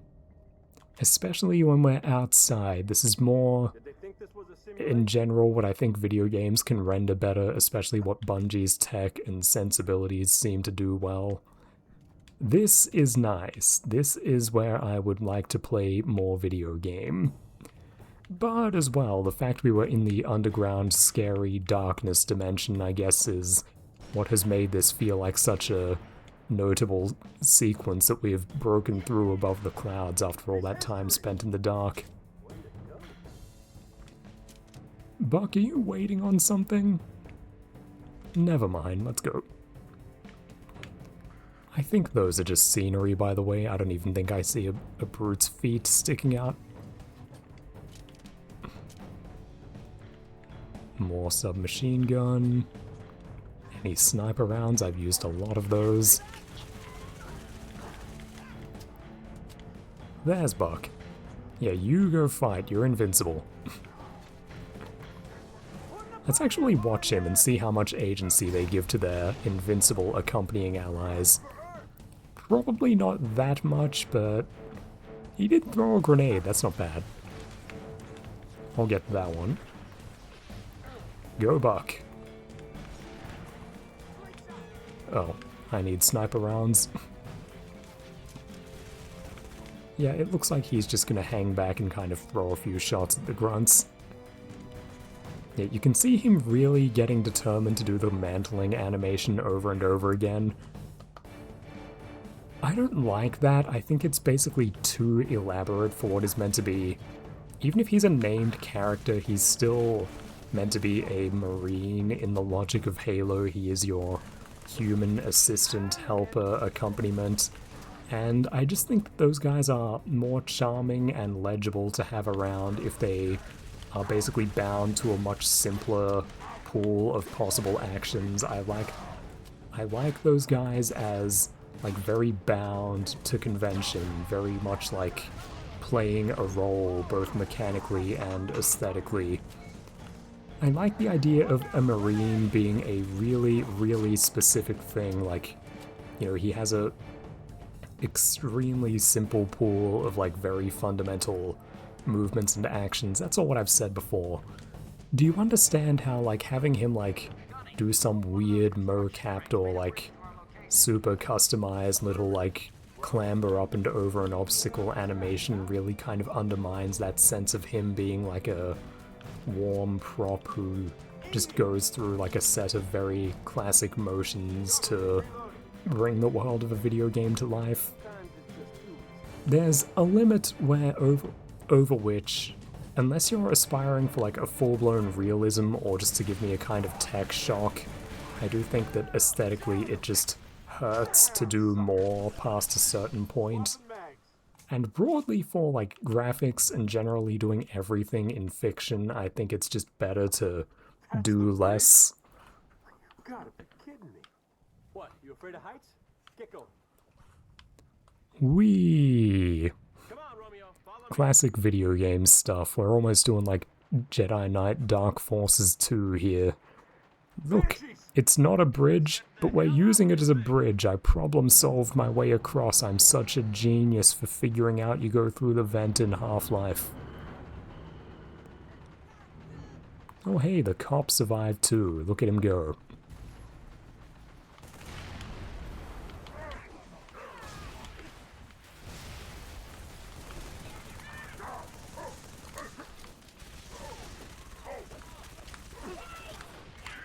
There we go. And the entire team, except for Rookie, is united now. I have 3 invincible buddies with me. And I think this mission ends now, so you don't get too much of that, but there's a bit of it in this game. But yeah, back to what I said before. Republic Commando is not a good feeling game because your combination of nearly unkillable teammates and enemies who are not the thoroughly thought out fundamental roles of the Covenant. They're just kind of generic first-person shooter enemies who rush you down and want to shoot you. It's just not an elegant lineup at all. It's just a bunch of shit happening when you play that game.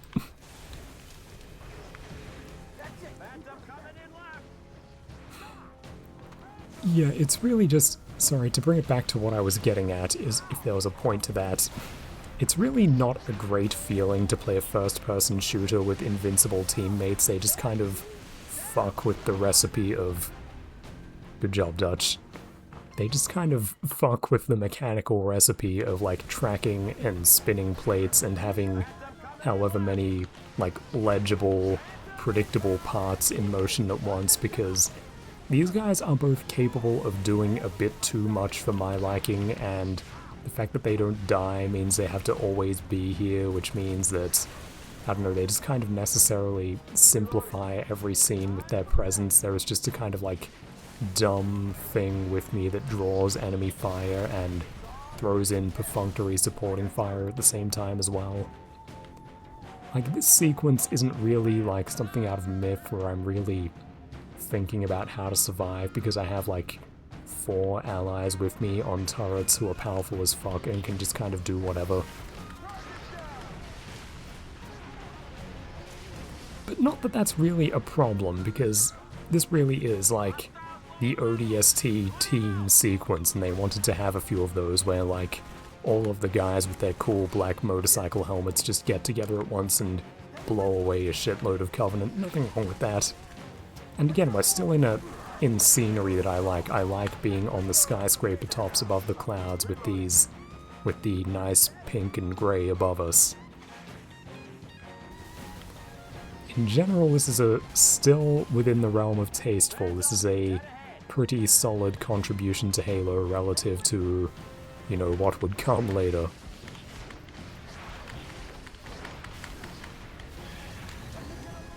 Ooh, we got it.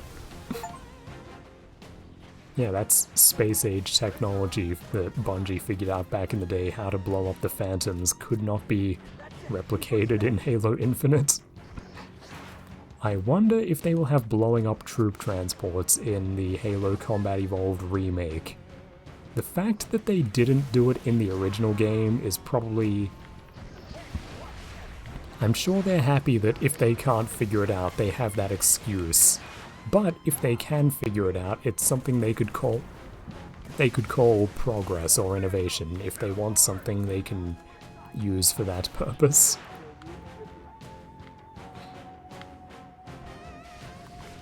Let's see if I can blow that up.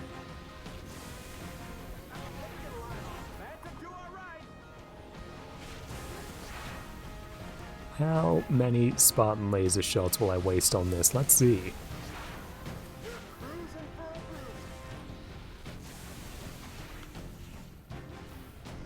Okay, they're hitting it with rockets, and I've done 5 shots from this thing. Oh, is it going? No. Maybe you need the rocket thing to do it, I don't know. Okay, that was stupid. What other weapons have we got back here? Have I used this? I haven't. Yes, the whole point of this sequence is clearly just to have fun blowing up Banshees with what might even be respawning, like lock-on anti-air weapons, I don't know. Is the game just giving me more and more of these, quite possibly?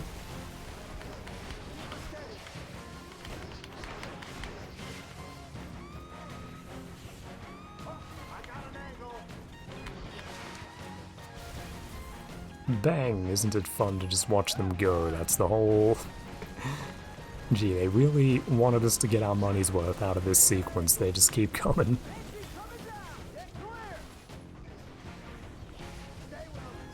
Did we lose our cop friend, or is he here too? Oh, there he is. Look at him go. Oh, you know what I think might happen? I have a suspicion he might die in the next cutscene. He might be invincible because he has a role to play. But we'll see if I've remembered that right. Actually, I don't really remember, it's just kind of a speculation, guess, whatever. I have a feeling that might be how the scene goes. Ooh, we got hit with the flare. Let's quickly hit the... Yeah, if we hit Smart Vision, the scene does not look better.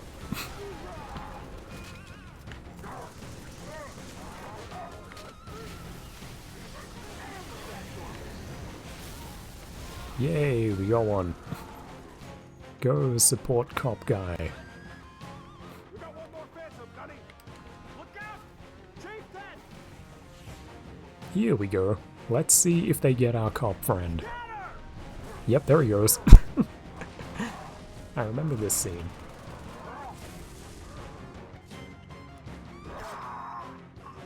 Yeah, this is where they kind of try to play up that we're not the Master Chief.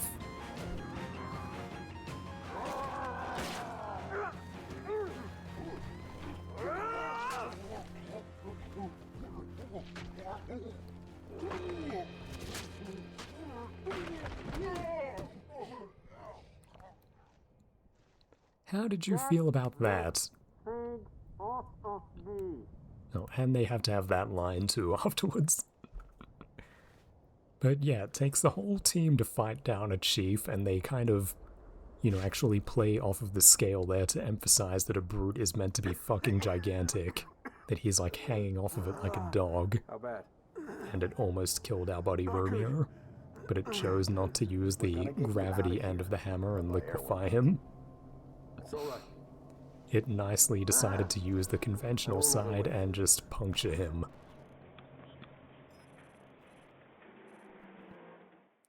I don't remember how they get down, if the next cutscene is them like repelling or something, but I remember the next thing we find is discarded medical supplies from there treating, what's his name, Romeo, the guy who got hurt.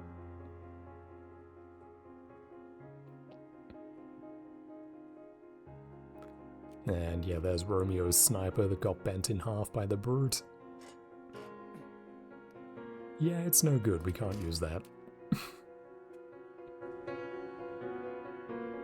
And again, they like play us out with the like tasteful Resident Evil save room music for 1 second.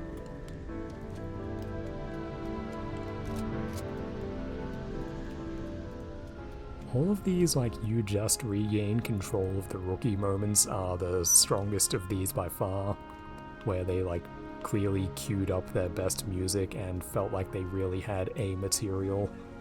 These are, like, the aesthetic justification of the game, or at least half of it. The half that isn't like an Ersatz Halo 3 expansion pack.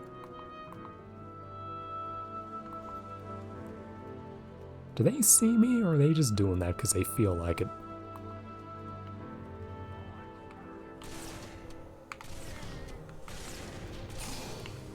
Got him.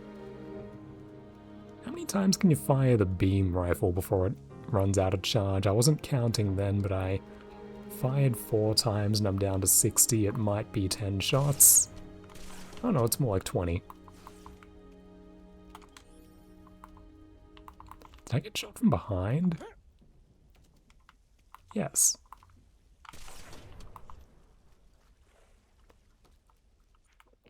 Where is the next one? We might just power through even more of this game. Yeah. Okay, that's locked, but we just go up and around. Easy. Very easy game. Got our assault rifle and the beam rifle. It'll probably carry us through another couple of fights, no problem. If I land the shots, this thing really is a monster. Yeah, just pretty much follow this.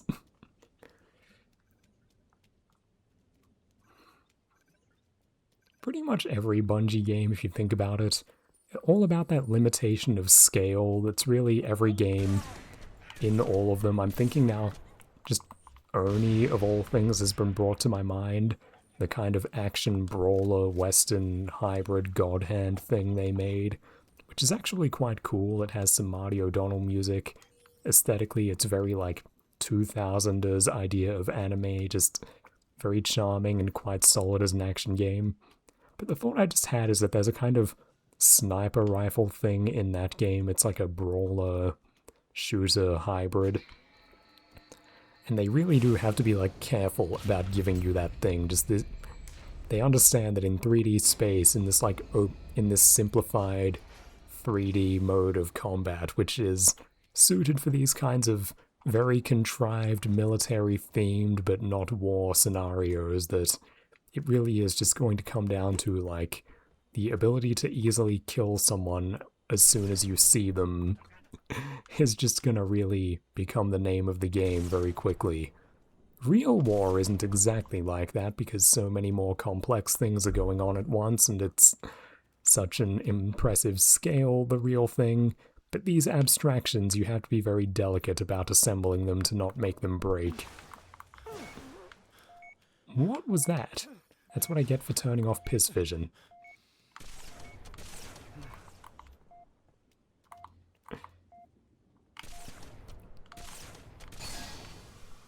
But yeah. Anyway, why does Halo sometimes just not give you snipers for entire missions? Because of what I just did there. Imagine if you had a unit that was functionally a sniper in, say, like, a myth campaign. It would just break everything. You have your archers, but they fucking suck, which is very entertaining.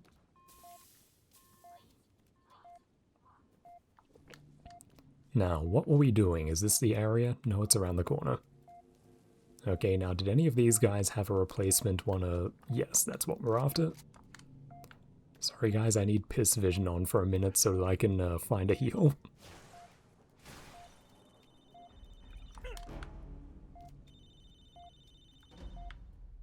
What is up here?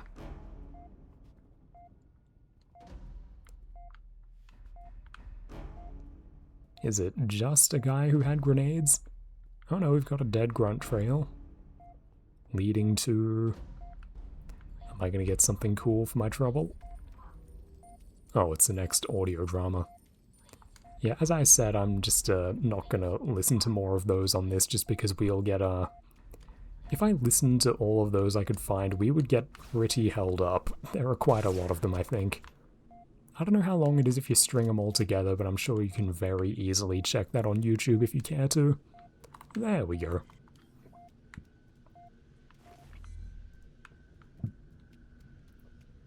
We might initiate the next level and then call it because we're actually approaching 2 hours. It's been pretty substantial. Again, I enjoy when I don't feel like I have to say anything for you and we can just fly through the game letting it prompt me. I think that, again, that's actually, you know, back to basics, what this channel was meant to be. It's an inherently gratifying thing for me, and again, really is just something YouTube will not give you in the realm of gaming. The cancer of, like, editing as a form of, like, weird attention snatcher optimization has really just, like, eaten YouTube alive. I'm pretty much the only person putting his sincere reaction to things in a video game up here. There it is, yeah. Biofoam, very simple science fiction idea. How does first aid work? It's like patching a spaceship that gets breached in Gundam. Just put the universal sealant over it. Here we go. Kikowani's station. Yeah, we're near the end of the game, I'm pretty sure. Buck and the team work towards what this ends up being all about, and Rookie closes in, and then we meet and leave the city. Again, look at their, like, weird lumbering baby movements. It's very unsettling once you notice it. But, like, when I first played this game, I immediately got the impression something was wrong. Just, it's hard to articulate. It's just a weird-looking game. What's wrong with him? He's got a punctured lung. Can't breathe.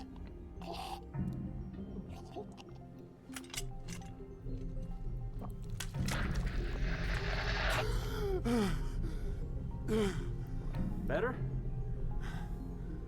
Now what? Trains ran underground up to the old city. We're gonna find one of the tunnels. Walk on out of here. You're gonna carry me all the way, sweetheart? Was planning on it, but now that you're feeling better.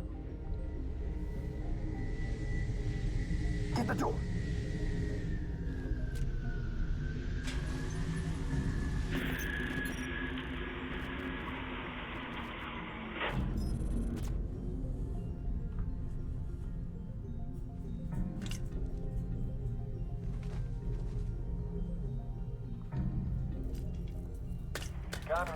You're gonna want to see this. I don't remember exactly what happens in this specific level. This might be a Banshee one, actually. Let's see.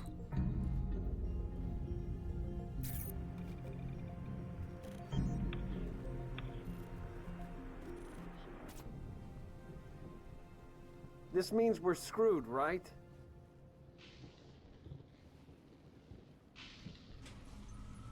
Not yet.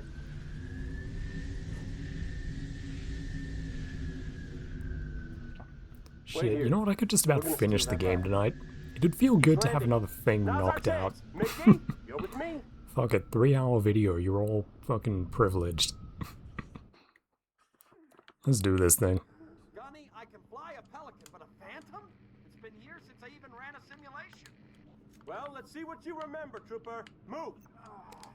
Yes, this is where the end of this game is going. We have to get Romeo out of the city, we have to lock down transport. And yeah, we're nearly there. I think there's like one key place within New Mombasa we visit after this level, and then we just have to get out. I can totally finish it tonight. And yeah, that's the excuse for not just giving you the full power team and turning every fight into a clusterfuck of guys who can't die, just kind of pretending to fire their guns at the enemies. Should we smoke them?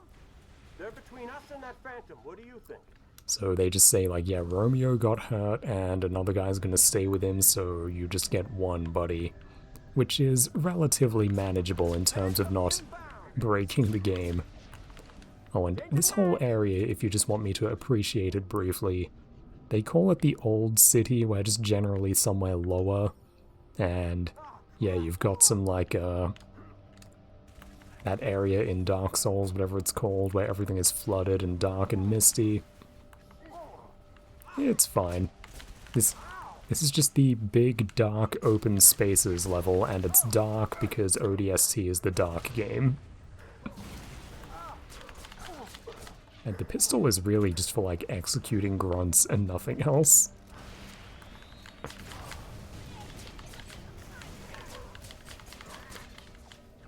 I think I remember when this game was new, there being like a E3 or like an Xbox Microsoft thing where they were like showing off this game, and I think it might have been Joseph Staten or someone from Bungie. They like made a thing of like, who liked the Halo 1 pistol? Woo! Crowd goes crazy, and it's like, get a load of the tactical pistol for ODST. Look, it's got a scope again. Everyone claps and is super happy. It's okay. The pistol is basically just like not even a weapon in Halo 2 and 3, so it's nice that they tried to give it a niche. They made it your tactical option here. I gotta stop that grunt with the fuel rod cannon. He's a fucking menace.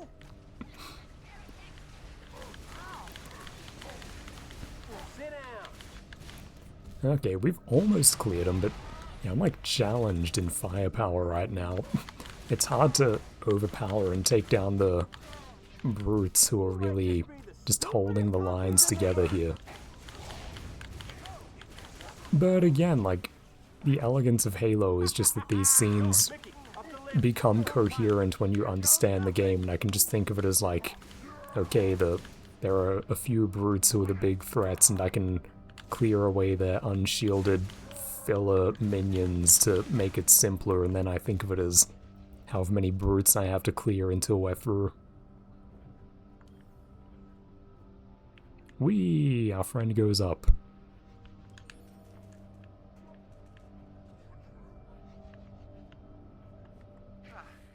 Cabin secure. Flight controls read green across the board. Well, purple. But she's good to go, I think. On my way. And yeah, this is now a like big classic Halo vehicle level where we have to escort a Phantom in a Banshee. Who saw the ODST game coming this way? You might say, oh well, we've been robbed of an opportunity for a truly ODST-like scenario, but I'm pretty happy to just say like, well, how well really would Halo's engine actually facilitate like a Special Forces experience game? I'm very happy for them to just hit on the Halo fundamentals of big clashes between relatively coherent small numbers of things. I say big clashes of small numbers, you get what I mean. That's always been Halo's kind of careful... That's always been the game Halo played to... Really, it's the Bungie game, as I keep saying. And as far as like giving you a novel class of experience, what you actually get there... which I think was a decent idea, executed decently, was just that you get those nighttime sequences where it makes sense to try to avoid a decent number of fights. That's your special forces experience within the world of Halo, and I think it's the best one that they could really... I should not have charged the fuel rod, guys. But yes, I was saying, it's probably the best experience they could coherently fit in. It's... sorry. It's the best experience they could have fit in that wouldn't really, like, mess with how Halo works fundamentally. They wanted a nice, clean, simple game where, you know, you're the bouncy 3D Halo man, you run around killing the weird, you know, predictable, firm logic alien enemies, and how does Special Forces fit into that? Not really, so they compromised with you and gave you a limited number of scenarios where you do something approaching that within Halo logic, and yeah, it's fine. Again, the idea of this game was to under-promise and over-deliver. They didn't say they were gonna rock your world, revolutionize Halo. It's like, we know you guys love Halo and we're contracted to make a few more, so here's just a bit more from this world we all love, this premise, this engine. But yeah, my objection is just that, like, yeah, we do love Halo, and I think that you should just commit even harder to Halo being a set of conventions and things that you always do with a kind of sacred repetitiveness. I think that Halo should have become the kind of Western Final Fantasy where you just, like, down to, like, really fine particular mechanical details, we just refuse to fucking change. And we kind of have done that, but mostly through, like, weird, fucked up inability to change rather than, like, true embrace of the appeal of fixed formal elements. It's very... Halo kind of is what I like. I guess what really went wrong was not that Halo 4 abandoned things which are formally Halo. If anything, they weren't too bad at, like, sticking to a lot of the fundamentals of handling. It's more like every single incidental detail was wrong. But, like, no, it is like a weird, blocky, like, rigid logicked 3D shooter, just... it's fucking hideous and retarded on, like, every possible level while still actually being something you can fundamentally recognize as Halo still. They really just kind of, like, threaded the needle and made an absolutely terrible game that I still have to concede is Halo-like.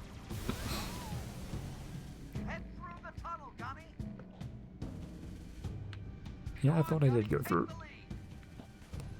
Yeah, I don't know if they want me to turn on piss vision now, but it is just upsetting to do so. The game looks worse when you do.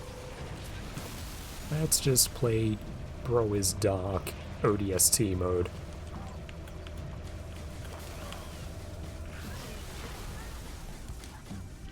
Yeah, I think I'm playing with the gist generally that they wanted this to be the, they wanted this game to be all about, like, bright, glowing highlights in a dark game. That's, like, what ODST is aesthetically, again. And we'll try to be true to the spirit of that by not using the piss filter while we play this night banshee sequence. Or, like, just pre-dawn, whatever time of day it's meant to be.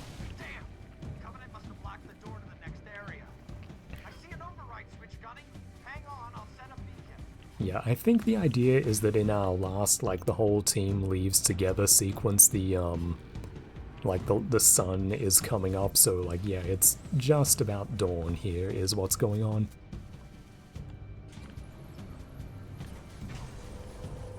So, like, very, very early morning light is coming through, but it's still dark. And that's always something that Halo could do well, just like these playing with different stages of light. Again, like, they were tech guys, and they had very much, like, the 2000s tech demo sensibilities aesthetically, and I think that they just used it so well that people didn't really think of it as, like, a technical achievement. It kind of gets taken for granted as, like, oh yeah, and even, like, aesthetically, like, that they make, like, a gray, gloomy sky day at the beach level, like, they don't get credit as, like, visual artists or as like guys who made a technical achievement, but I really do think that Halo can be appreciated as both and should be like celebrated as like a very, very good job at it. That yes, people were all about like effects of different kinds of sunshine, different times of day in all of our different 2000s core games. Our like like Far Cry 1 and Far Cry 2 as well, for example, where like the fact that they can do like the sun over a savanna or something was, you know, something they were meant to really wow you with. And yeah, like the amount of like visual depth and character they're able to get from from doing all this different stuff over the course of the Halo sequels is really a strong point of these games, I would say, more than a lot of other things they commonly get celebrated for. Again, I'm very much in favor of celebrating Halo as actually, even the Halo sequels, as kind of an art fag achievement that, like, yes, I think that Halo 2 is kind of just the better Half-Life 2, even on like a visual and aesthetic kind of level. That, yes, like, Half-Life 2 has all of the, like, fancy prestige name Central European artists doing photography to build their concept art library, but despite that, I do just think that Halo 2 is a nicer game. Again, it's the one that reminds me of, like, nice 2000s core anime, like Yukikaze or something. Like, the use of, like, grey, melancholic, like, overcast midday skies, that stuff is beautiful. That's, like, some of my favorite stuff in a video game. And we're kind of doing it here. Not as well as the high points of Halo 2, but it's still recognizably, like, in the same family. Just, of course, we're undermined by a fair different number of things. You know, like I just heard one of the Teenage Mutant Ninja Turtles weigh in there. We didn't need that. But Halo 2 has David Cross, so, you know, it is what it is. And there's the, like, Call of Duty cancer vision, everything is red. Very goddamn obnoxious.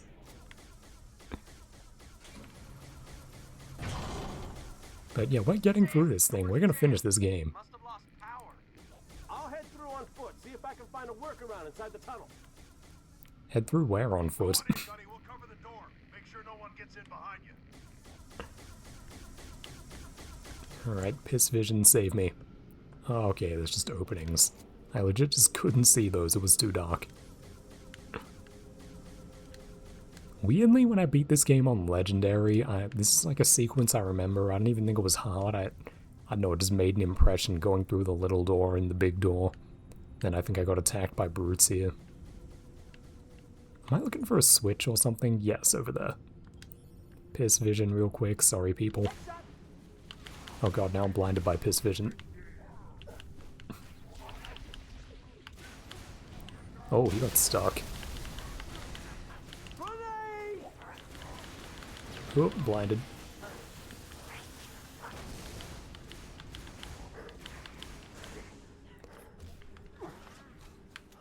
Okay, this isn't bad.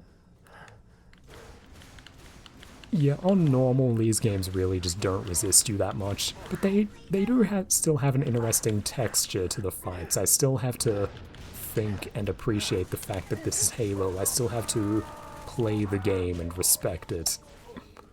It might sound like I'm being disrespectful, that I'm always speaking, but no, in my mind, this is... Keep in mind, I've played all of these games a lot. Yeah, okay, there's the big brute rape party I remember.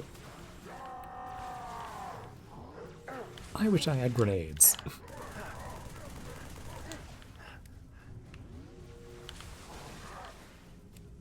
But one of these each will probably do it. Is that a engineer just, like, spamming the full shield on these guys? Because that's a problem, I don't have a grenade.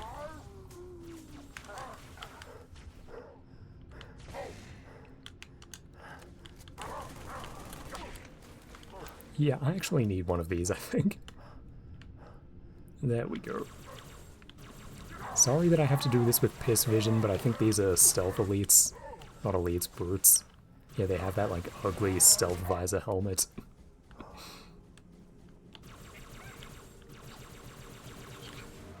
Okay, now this guy. The brute plasma rifle does not fuck around.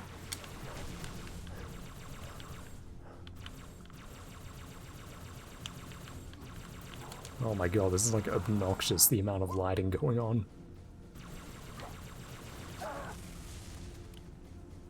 Okay, I couldn't tell what was happening with the shield because I've never played this game enough to like have to learn how the engineer shielding thing works, so I can't tell like if I need to do more or less to like break through the state of that guy's armor thing.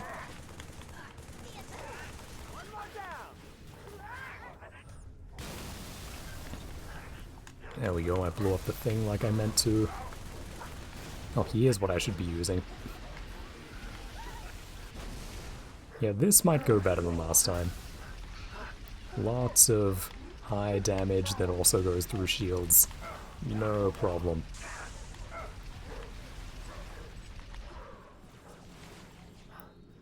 Oh man, did that engineer just like explode like the fucking donkey gif? What was that?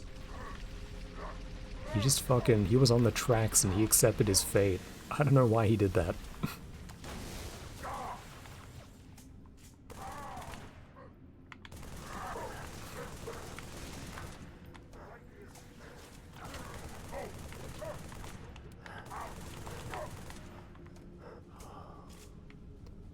Okay, where's the chief?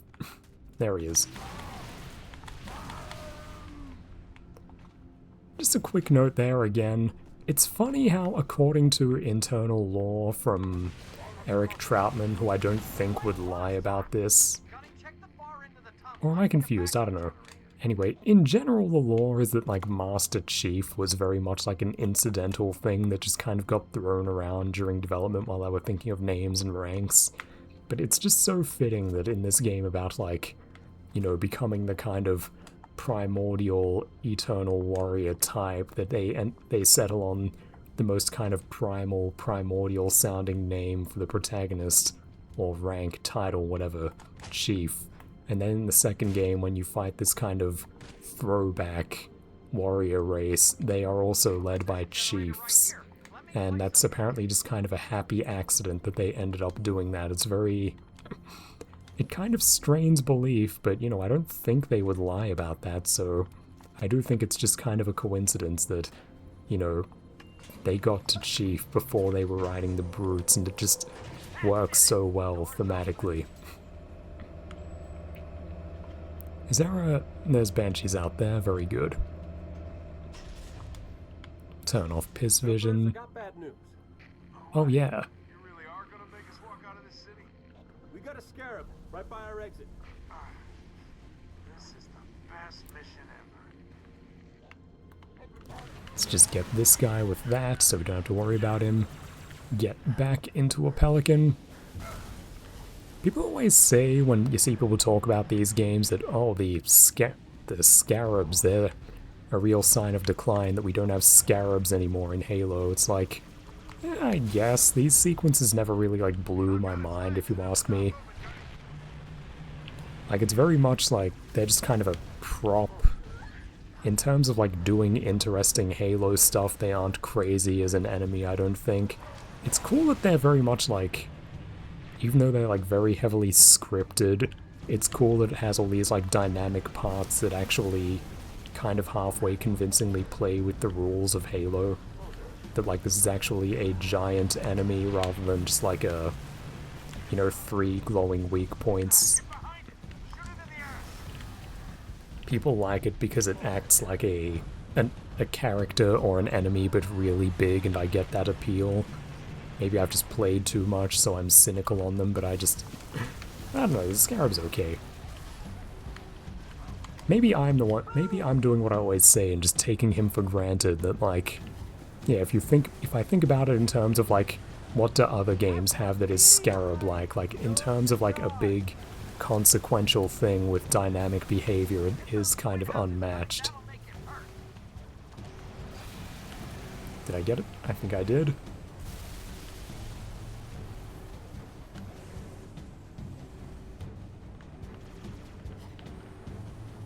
Did I blow it up? I think I did. Yes, there we go. Head into the tunnel before another one I'm wondering now, did they tune its explosion effect just for this game to play up the whole, like, ODST, bright glowing nut lights in darkness aesthetic, or was it just that... Or was it just kind of the visual direction of the game actually just kind of like playing out naturally, that that's just how the same effect from Halo 3 looks when it happens in the dark? I don't know. But in general, yes, like... Again, this is a very, like, visually considered game. They really had a specific look and visual dynamic in mind that would define this thing, and that really is probably more than you can say for any game coming out now. Western, I mean. But then I guess they all kind of do like a crass imitation of really basically this and not much else. Take him out, Gunny, so we can get through. Where, like, Clear! This is gonna be one hell of a chain reaction! it's very much a kind of easy, cheap, like, game has aesthetics, like, guy on Twitter saying, like, game has no gameplay, followed by the dash and some shitty clip, like, it's just the kind of shit visual shorthand for cretins, you know, visual taste for people who don't have visual taste, that, like, every game has, like, sparking effects, just, like, being crassly vomited into, like, a vaguely dark, like, TV lighting void.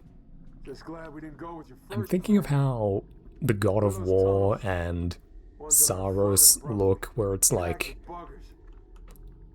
the idea of like a cool visual effect in a video game now is typically just like a guy swinging something and getting like sparks against darkness, which is kind of like a vulgarization of what this game was doing back when that was actually visual direction, Now I know where to find not just like the visual cue you give to hat insides to make them say, "Bro, the graphics!"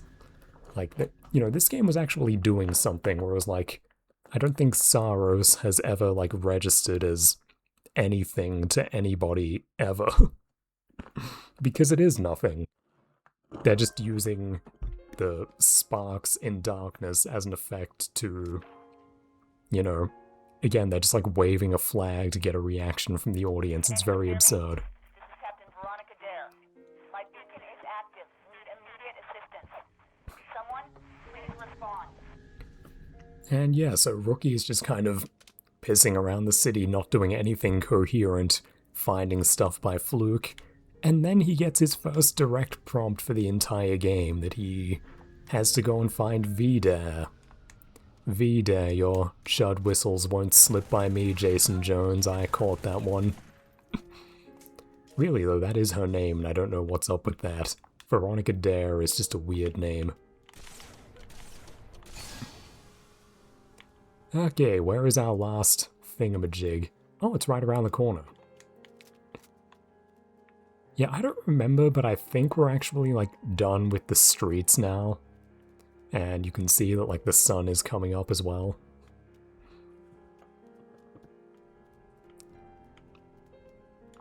Oop. And here's your last fight on the streets. It's hunters, unless you slip by them. Ah, we'll give them a fight. Or we'll just do that. Piss vision, let's go.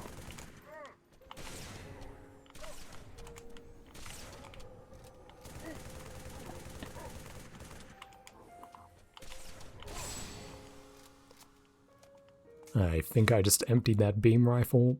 Not quite, but we'll use this now.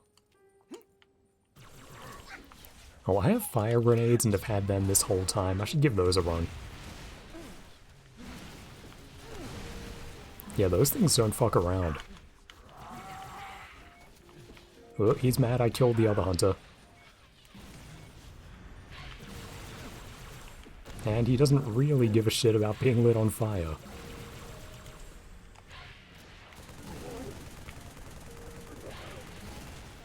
Yeah, these guys behave cool. There are no, like, tracers in Halo. Like, they do simulate the ballistics of every round. They just move really quick, so...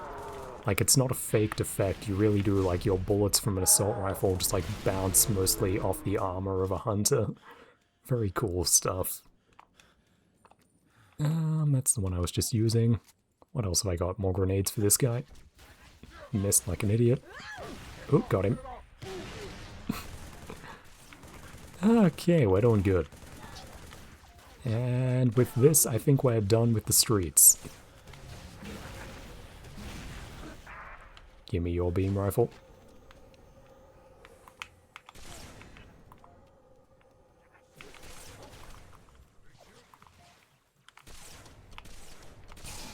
Oh, I'm hitting the glass. I was just gonna say, like, as if I'm not landing those shots. Okay, those ones I just missed.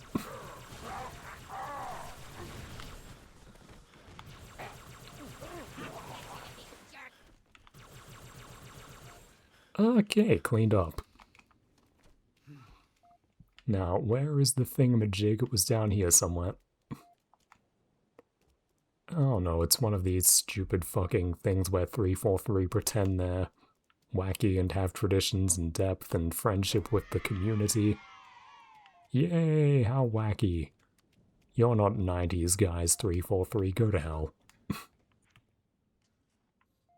Right, so what the hell is it I'm actually here for? Do I go through this door? No, I'm looking for... Okay, sorry people, I apparently need a second. Is this meant to be a clue? It's right here. Am I meant to follow this road?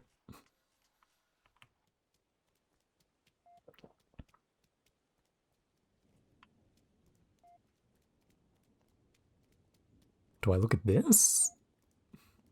Sorry, it keeps happening. I'm getting filtered by this fucking game's little detective sequences where you just walk into the circle and find the element to interact with. But really, what is it? What have I missed? Like, is that meant to be my clue?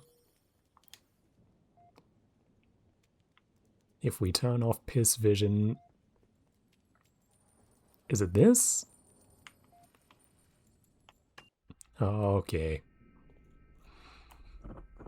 Yes. Underground, we have our, like, last thing the ODSTs have to do, then we leave the city. And this video can end, we're done with another game. Maybe I'll go play Pikmin 2, or maybe Pikmin 2 can be a stream, I don't know. Several of you seem to enjoy that, and I never got to the end of it for you. And it is just a very nice game. But yeah, Data Hive, we're near the end for this. They've got me cornered. I'm low on ammo. If you can hear me, I'm on sub-level 9. Near station.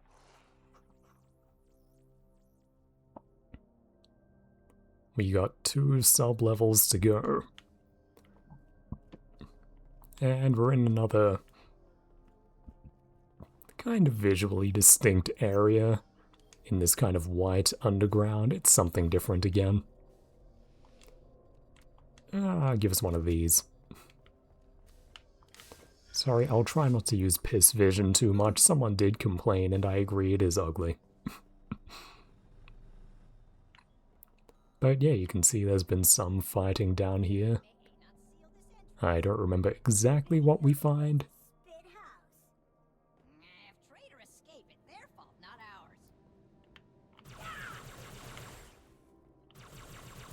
If traitor escape, what did he mean? Maybe we'll see shortly.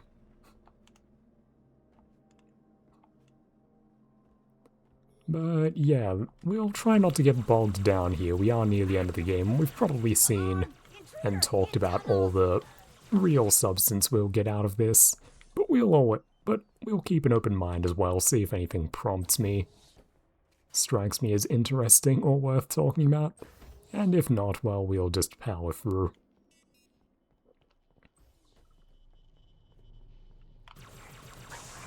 And this bird plasma rifle is really pretty good. And you know, it just occurred to me now that I don't have the motion tracker from the other games. I meant to, like, look to see if the jackal on my left was still alive, and that's the first time in this whole game that I've realized I don't have it.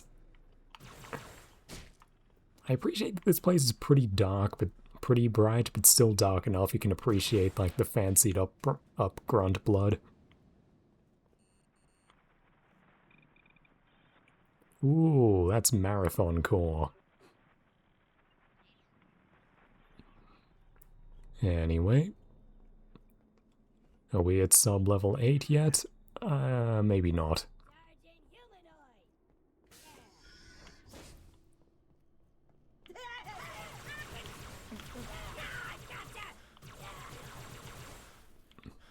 Yeah, I want to find another one of these. These are going great. You know what this reminds me of now, this facility? It reminds me of the end game to Fear 1, where you go to that, after the office, you go to that lame facility where you've got the,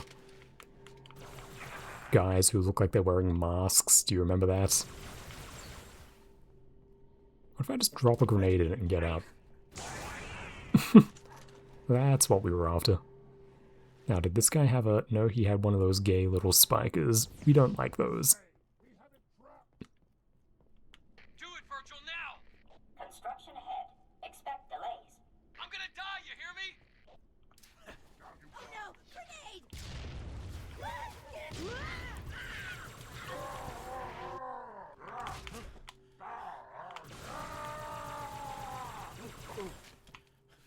Grenade! Okay.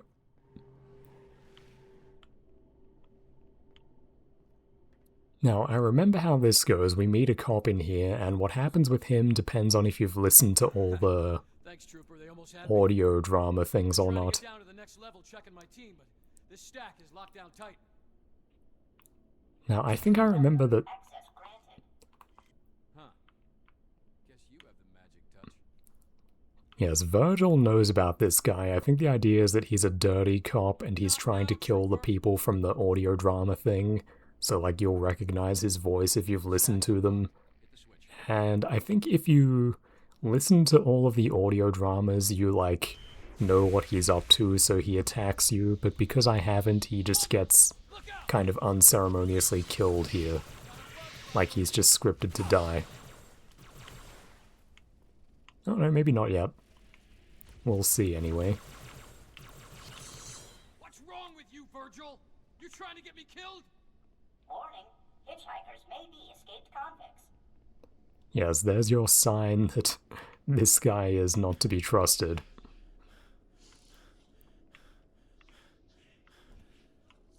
Can't see a damn thing. You go first. Sure, buddy. I'll turn on my piss vision. Perfect for purpose. Oh, I'm practically out of ammo for this thing. Here anyway. Son of a bitch. Don't want to tell me? That's all right. Now I gotta check on the dog myself. Yes, and of course the rookie doesn't talk, even less than the Master Chief, he just won't at all, which is fine. I do get the impression that Bungie really didn't like the idea of creating anyone that could compete with the Master Chief. Perhaps maybe especially because they were on the way out, they didn't want to give Microsoft a new direction. Or maybe they just weren't confident, or maybe Microsoft even said, you know, the Master Chief is our, like, brand mascot, so don't create Master Chief 2 and complicate things. I actually don't know. It'd be interesting to read into the production and see how they felt about the rookie as a protagonist, and then in Halo Reach, of course, Noble 6. We could play Reach next, I don't know, is there interest in that? You guys tell me. I'm really not in the mood to force anything on this channel right now, but if people want to see Reach, I would be very happy to go through that. I don't remember it being an unpleasant game. Probably a decent amount of stuff to talk about and look at.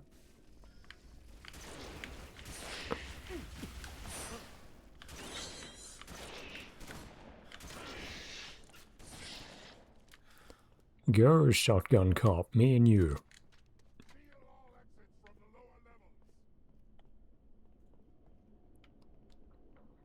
Yeah, I don't remember how long this whole, like, data hive thing takes. I don't think it's that bad. I'm quite sure we're near the end of this game. It's not that long.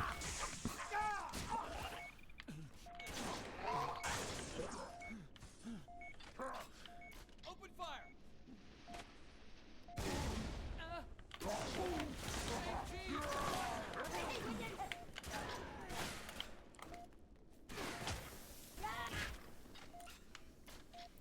Alright, who next? Fine work. Oh, sorry, we got the low health beep. We'll work on that.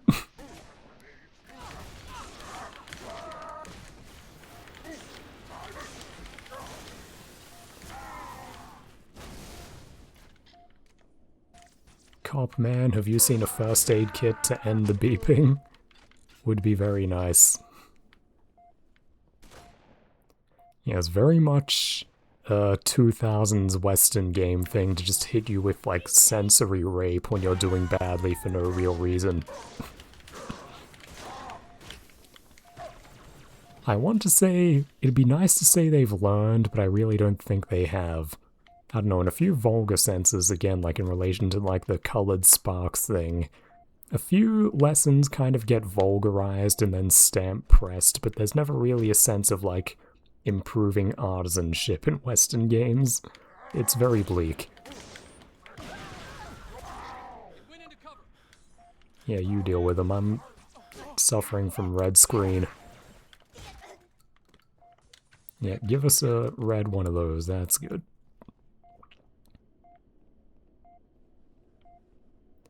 Is there seriously no fucking heals anywhere?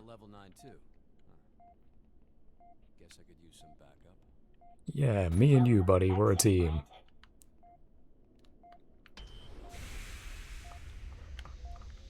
And yeah, this level is data hive. What the idea is, we're in like the supercomputer guts of Oni, where all of the processing and whatever is.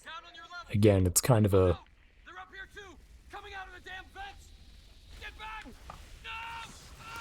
Oh yeah, and that's where we lose Cop Friend, but I believe if you have all the audio diaries and know the lore, he instead comes down here with you, but then actually tries to kill you because he's been paid to steal something from Oni, I believe. But anyway, yes, Virgil says crime doesn't pay, he knows, and is just trying to get that guy killed. But yeah, aesthetically, this kind of looks like some of the stuff going on in New Marathon, which is of course a visual update to the premise of a few levels in the original Marathon trilogy, where at a few key points in those games you're actually interfacing with the machine parts of the different AI characters, both the human ones and later the, like, Sphit or whatever it is ones, I forget exactly, but there are a lot of levels later in Marathon where you're actually, like, in giant computer-based facilities, and I think it's cool that Halo gets to that point as well here. And it's basically the only level where you do. You could say that Cortana in Halo 3 is kind of like that as well, in that it's basically a weird endgame level about interfacing with a computer, just, you know, instead of actually being in, like, a tech facility or in the guts of the Gravemind, but to get to a computer. Is it really interesting? Nah, but just saying that there is a kind of consistent thematic current you can read through Bungie that gets you there. That one didn't want to fucking go down. But yeah, really more than anything else, this does look like what Bungie would way later do in the newer Marathon game. And yeah, that was pretty cool. Hope you played it in the free weekend. Am I going to tell you you should buy it now? Probably not, because yeah, the outlook for that game is not great. It may not be alive much longer. It might get radically reconfigured into something else. I really don't know, but it's clearly pretty fucked up. But yeah, it's got probably more cool stuff to see end to end than Halo 3 ODST, but they just did a tragically poor job of presenting it to people and pitched it to a very weird, not entirely real market. What a shame. Oh yeah, and flamethrowers exist in Halo 3 and ODST, but are barely there. They actually coded these things into Halo 1, like even Marines can use them, but they just kind of didn't put it in the campaign. It just wasn't where they wanted it to be.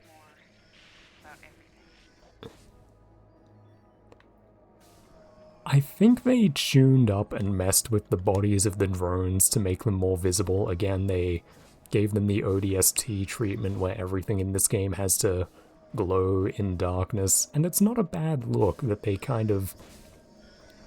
It's probably the most striking implementation of drones across all of the Bungie games, their presence in Data Hive. Both how they looked just there, but you'll also see in a little bit that the drones get to kind of lead a set piece, and it's probably the most justified use they ever get to have in one of these.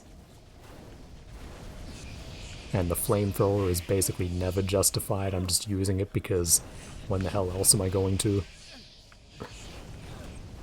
The drones I don't even hate as like a design, like they look kind of cool, like angry bugs with these like squinty, slanted, angry orange hunter eyes. I think they're kind of neat. Just, yeah, again, they never really got a moment in the sun where it's like, everyone can agree, yeah, we fucking love the drones.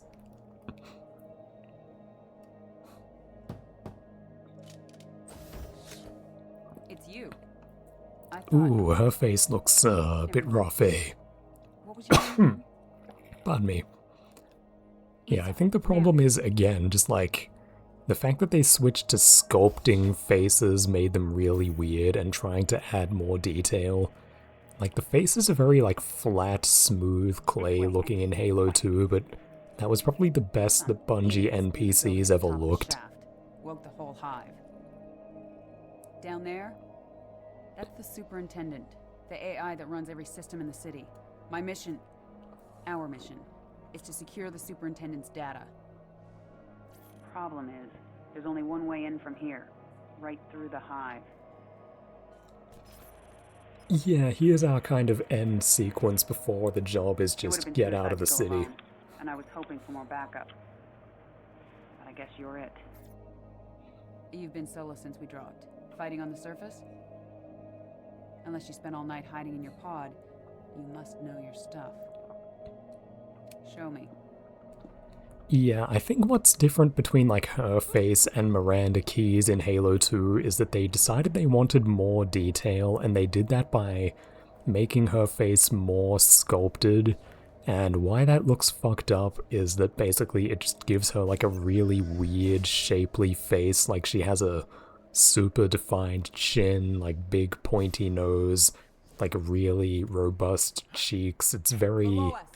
like, she has a weird, like, clownish kind of face that doesn't look good, whereas, like, Cortana... no, not Cortana, fucking... Commander Keyes in Halo 2, you know, Miranda, whatever you want to call her, she looks very simple because they just gave her, like, a flat, simple face. Like, they didn't try to, like, sculpt photorealistic features. Like, there's a good deal of abstraction, and, like, they were erring on the side of doing less. And, you know, a person can look good with, like, a simple face. Like, she just has, like, a very simple, like, unremarkable face. Just very, like, basic shape. And she just... again, she just looks good because they were just, like... they set their sights reasonably and built a face with character within, like, pretty safe goal proportions. And it worked really well, whereas they were, like...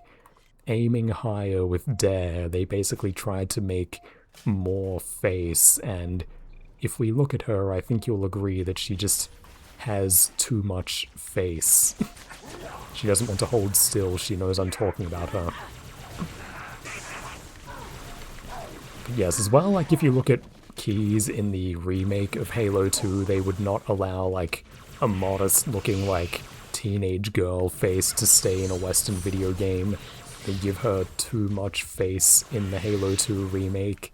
She has like 20 times as much definition and detail in her face, which mostly just makes her look weirdly old and haggard. And of course I think they canonically wanted to like make her an older character, whereas like, no, I think it's funny and charming that they just have like a teenage girl leading ships. You first, trooper. Into the hole. But yeah, just like, do you get what I mean by too much face? Like, holy shit, like the cheeks and the jaw and the chin, like mainly just the cheeks and the chin just feel like they're insanely protruding, and in general it feels like they exaggerated the proportion of the face just because they really felt like they had to, like, you know, it's just, I'm modeling, look how modeled this face is. Like, yeah, but she looks like a fucking Bogdanov, you overdid it. Oh well. I'll lighten up and stop bullying the ODST woman now. Now we get to go into the drone sequence, the hive. Get it? There's a hive inside the hive, or in the data hive, but then we go into the bug hive and the bugs chose to make their hive in the hive. Ah, great. And again, the game likes giving you one invincible person because they thought it's ODST, you're fighting as a less capable guy, so you shouldn't be alone, one-man armying the Covenant. But they also didn't want it to be a squad game because they understood that the engine just doesn't work well with that, so they kind of meet you halfway and give you one person for the most part. Which is fine. Now, what weapons have I got here? Pistols, whatever. Getting warmer. We must be right under the hive. Head across the bridge. Let's see if we can find a way up. Did she mean the data hive or the drone hive? Haha. Anyway. Find a way out. If I hit a button, can I... Yes, we go this way. Trooper, through here. Sure. I could give her a gun, but nah, she's doing fine. I found an elevator. Come to me. Whatever I give her, she won't really fire it. Bugger Central.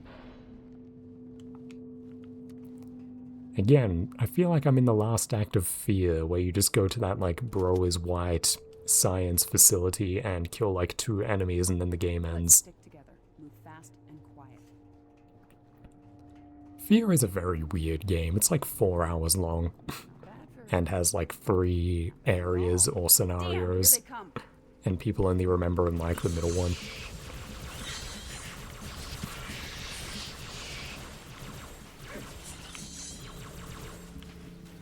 Oh man, did she kill all of those or die? I don't know. But yeah, they have a nice glowy look in this game. It's the most justified they ever get in Halo. They really set the scene here. Look at all these like glowing dead bodies. Once the Call of Duty ow my fucking eyeballs filter goes away. There we go, turn off piss vision. And look, they're just glowing green and blue. That's what the drones are. This is the one game where they get to really feel like they add something rather than just kind of showing up to remind you that the Covenant technically got expanded for this game. I remember that being a thing when like Halo 2 came out, like, oh, there's new aliens, they're drones and they fly. And they just show up like twice in the game and I'm like, oh yeah, I did hear there are things called drones, I guess that's them. We can't go back. We have to keep pushing through. I remember when I played on Legendary, this was actually kind of stressful because, yeah, these fuckers just fly in from every direction and just keep slapping you and with plasma pistols from all over, but right now I really can just kind of bully them with the brute plasma rifle. They don't have an answer for this. On normal, I'm just like one-tapping them with this. It's very easy.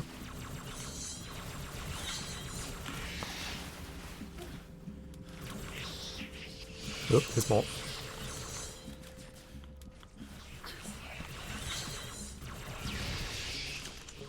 Oh, what? Out of batteries. Follow me. I see a way across. Yeah, even the pistols kind of just slapping their asses.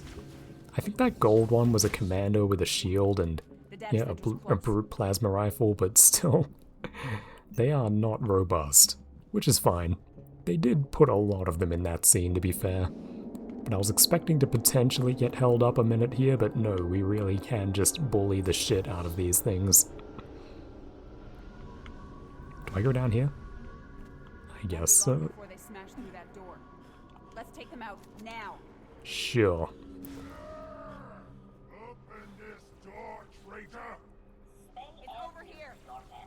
All dogs must be kept on the leash. By the prophets, you will pay for your insolence! I think that guy has invincibility on. So we're just stuck waiting. Yep, there we go.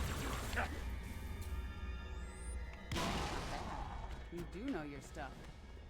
Mm-hmm. And we get in now. Welcome. Access granted. What? touch it! It only just occurred to me to try that. Yeah, this is kind of... I wonder how many of the staff made it to the production of New Marathon. It's that kind of sensibility, the being like deep inside a machine that defines a lot of the coolest looks that you get inside the New Marathon game. Some of that I can see in this game, like the vision is there. I wouldn't be surprised if some staff lasted that whole time. I don't know how bad the turnover in Bungie was with the split to 343 and all the rest. I know that Shikai Wang, I'm pretty sure, is still there, or at least was for a very long time. So, you know, that's like your visual lead for all of Halo. Or at least a visual lead.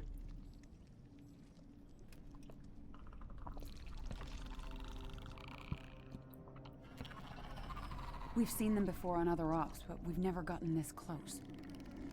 Best we can tell, they're prisoners or slaves. Either way, they don't like the Covenant any more than we do. I spotted this one in the tunnels. Watched it access comm lines, security cameras, traffic controls, you name it. Eventually it holed up here.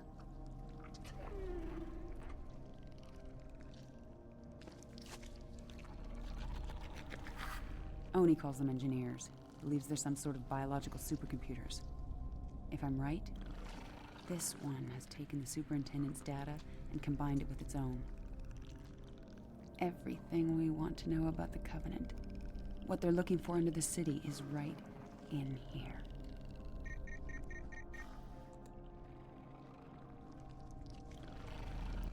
And yes, I couldn't quite remember, but it's interesting that the idea of this game specifically is that we're looking for an engineer that wants to defect from the Covenant, or like recognizes that it's meant to be helping humanity and has broken a way to do that.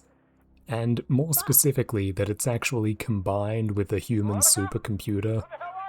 If you think about it, that's more Marathon core and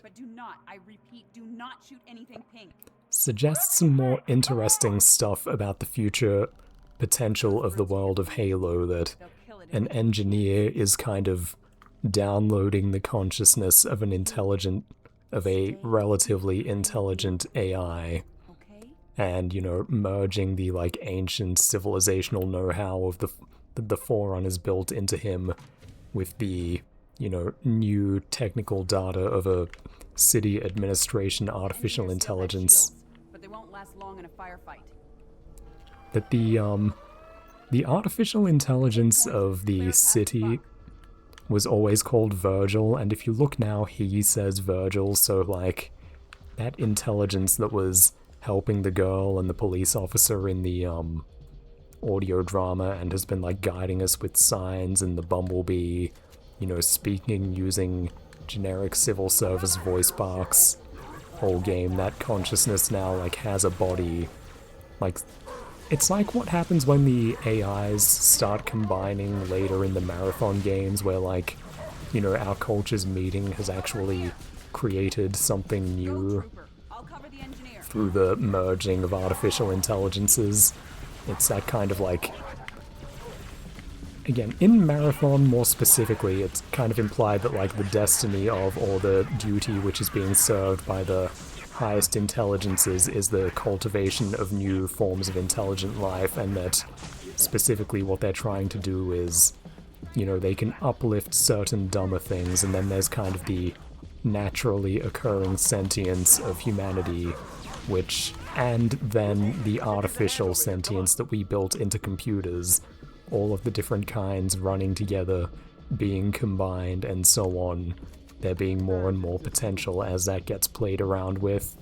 Some of that is going on in the background of Halo 2, where, yeah, again, like, this is the new Virgil consciousness, which is a combination of a kind of dumb, elevated, sentient thing, which is the Covenant, and which is the Forerunner engineer, combined with human city administration artificial intelligence. Oh yeah, and by the way, if you're wondering about my body why it's glowing. The idea is that Virgil is giving me a shield, so I have Master Chief resistance right now. Can we just get out of here without waking those up? That's cool. Again, I just want to make this video partially about appreciating drones, because if I don't appreciate these guys, who will? Look at them, they just curl up there like little idiots with their weird bug hands, and they just hold guns. I like drones, I've decided that. We're now drone appreciators here. I'm going to rename my channel after one of the drones from the books, like a typical Halo fan guy. You've had Vengeful Vadim, I'm now the fucking daring drone. Let's go, Buck. Inferior human, you're not a drone. We have a key. I like the stupid aquatic creature sounds he makes. He really... It's been a while since I saw it, but I think he's based on the aliens from the movie The Abyss by James Cameron. I really feel like probably no one has seen that movie, because as far as I know, I'm also the first person to comment on the fact that The Abyss is obviously the main inspiration for Subnautica. If I could safely capture more of them, I would. What they know could win the war. Yeah, we're really talking about winning the war when the fucking Covenant are on Earth. No! Well, maybe one or two. Nice work. Haha, I also liked Firefly. Have some Reddit gold, good sir.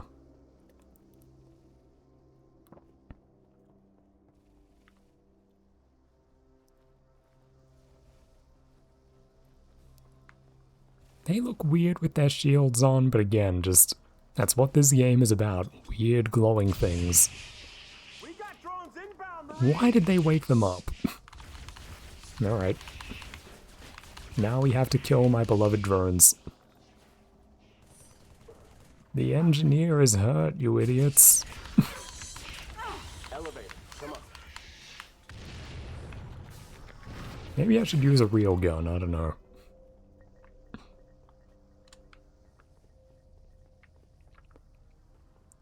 Let's go, Virgil. But yeah, that is something that I never really thought about, that a, you know, Forerunner artificial intelligence, which is biological, combines with a mechanical human artificial intelligence at the end of ODST, and that just never really gets a chance to go anywhere or amount to anything, but it's probably one of the most interesting threads left open at the end of the Bungie Halo games, and ties into the other ones, which is, you know, again, that fundamentally the main thing happening at the end of Halo 3 is, you know, we knock the Gravemind out of the running as the... Ooh, her face looks fucked up in that one moment there. Fucking pause and go back and look at that if you want to see what I meant about the face having too much shape. Oh my god, the fucking, like, shoe-like profile. My god. Ooh, that is rough. Captain, how about you hang back? Let us clear a path. Agreed. But yeah, Halo 3, as I was saying in my videos, is really all about kind of emerging competitors for super intelligence. It's kind of a Nihei's, Biomega type of plot. And, you know, Gravemind loses Cortana. It's implied she has... When Cortana and Halsey work together, they probably have the means to solve AI rampancy and achieve basically the computing power of the society from the Foundation novels by Ian M. Banks. And another thing that just kind of ties back to that Bungie fascination with transcendent intelligences that's going on in the background is that the Forerunners didn't leave us only with their mechanical artificial intelligences, Guilty Spark and such. They also left us these assholes, and yeah, Spark has met with human computers and machines and so on before, but we haven't had these guys meet with us yet. And yeah, if Jason Jones had unlimited time and worked them into CE, who knows how that could have gone. But yeah, maybe it's maybe this whole like engineer plot is made out of very old cutting room floor material, I can't say. But we know that at least like on paper, presumably in Jason Jones's gigantic secret notebooks and the Halo Bible as edited by Eric Troutman, who will only be acknowledged by me, apparently. No one else in the entire fucking history of Halo commentary knows that poor man exists. But, yeah, we know that the engineers were always in their minds, and if you think of, like, okay, why did they have this, like, Forerunner biocomputer thing, like, in their earliest notes, and it made it as far enough to get, like, modeled for Halo 1? Well, I think obviously that, you know, more than being part of the, like, oh, it's part of the enemy sandbox, it's their support unit. Like, no, the idea is that Jason Jones has a fascination with the idea of, like, different intelligences, different scales, different natures, different destinies, and yeah, if you think of Halo as ultimately a story about competing intelligences, the field just gets much more interesting and dynamic if we include a Forerunner biological construct which has a kind of, if not genius, at least extraordinary capacity within itself, a kind of enslaved biological computer race. Just something you can do a lot with if you think about it a little. Does this game do a lot with it? No, but at least kind of teases them and, you know, gets them back in the game.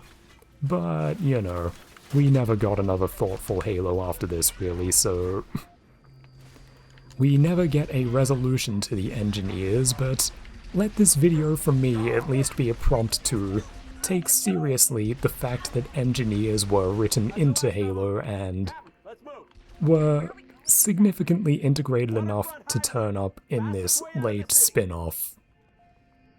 And not only turn up, but I do imagine, like, him combining with the city AI, which has a personality and wasn't really meant to, and then taking on a name, that is very, like, Jones core. That's like something out of Marathon that just happened. Again, the most interesting thing in this game by far to me is that his name becomes Virgil. I imagine... Okay, I know one of you will want to talk about this, but maybe no one else. We'll see. If I'm boring you, feel free to say so. Maybe I can reward you with a giant Pikmin 2 stream or something. We'll see. Alright, where are we going? But yeah, we're definitely on the way out. The sun is back. And yeah, even though this is the night game, I think that New Mombasa looks better during the day. Call a lawyer and sue me, it just does. Sorry, Bungie, I know you wanted your noir installment, but you are just much better at daytime skies. We'll need the alien to power on the switch. Come on, Virgil, this is a 3-hour video, let's get this wrapped up.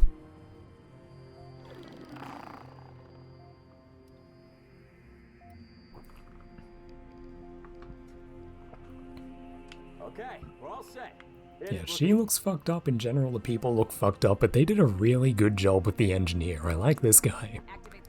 In general, I like most of the aliens in this game, except for the brutes, who still are shit because they're the Halo 3 brutes. But the engineer looks nice, and like the grunts, who they just subtly tune to glow more in the dark, they all look good. And here's our ending sequence. They started showing up right before I went underground. And you waited until now to tell me that. Oh, I'm sorry. I was a little busy making sure perfume over here didn't take around and blow us all up. Eddie Buck, always thinking with his gun. You haven't changed one bit. Me? What about you? Oh, so full of big only secrets. Look at these like weird cartoon like facial enunciations they're doing. It's very... I'd see you again. I look at the like human animations of this game and I just find myself hit with the sense of, what were they thinking? Were you too busy to plan our exit? I stole a phantom. Yes, thank you. I hid it in the ship. Like, I get that they... I think they're trying to do more than, The engineer. Where did it go? They're trying to do more than Halo 2, but also, like, they don't want to just mocap everything. Like, they're trying to scale up the amount of animation they do, like hand-tuning custom animations. I know it was always their thing that, like, in Halo CE, they're like, Their like mocapping tends to look shitty. It looks better if you just like rig it yourself. And yeah, again, it's just that issue of like, yeah, you just had like an established working formal standard. You should really not have like tried to develop it. Like, no, it was fine the way it was. Like, you try to add more to like a 3D video game render of nature, you just get fern maxing. If you try to add more to like a handcrafted physical animation of like a human in movement, you get these like fucked up cartoonish expressions and like unnatural weight distribution when they're moving. Do you get me if I were to say like on the level of how the facial expressions are working, we're getting like a fern effect here? Like similar to what I'm getting at when I describe the fern problem. Like it's just too much and we're not getting anything out of the initial effort. It's just like when you just decide to do more for like very crass or like poorly considered reasons, it goes badly. It's like, no, you guys had a working standard for animating human beings, and it's not really impressive that there's more. You've just kind of like crowded out your own artistry and created this like weird, busy, uncanny nonsense effect that looks like every human in Halo ODST is some kind of like autist who can't make real facial expressions.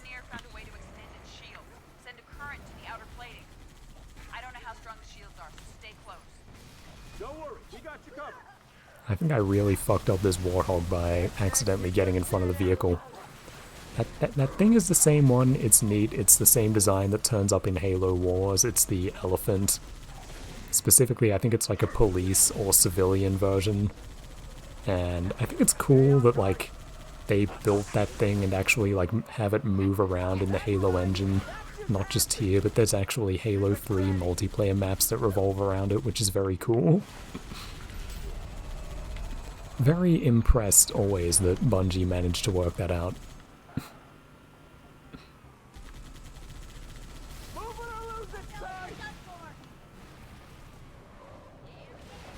I probably have to blow that platform up, so let's have Buck do that. Whee! They do a lot of like big sky-based scenery stuff in these games. A lot of it you can miss. It's very odd. Halo's always been like that. Halo 2, there's so much stuff you can miss, like what's happening to the different stations in the first level and the way that when you're on High Charity, the Gravemind crashes that infested ship into it. It's just where a lot of the production goes, I guess. Those like weird, fine-tuned, fancy parts that aren't just the fundamentals, which I love so much. I don't hate those things, like when they just go to the effort of like animating a ship flying through the skybox, but I do think it's better to build a video game without them. I'm sure that if we all just accepted the idea of building games to fundamentals, we could get it done for 2 figures in the West again. Oh shit. Yeah, drones are badasses. Did you see that guy slapping my ass? He was gonna do it. He was the Master Chief of the drones.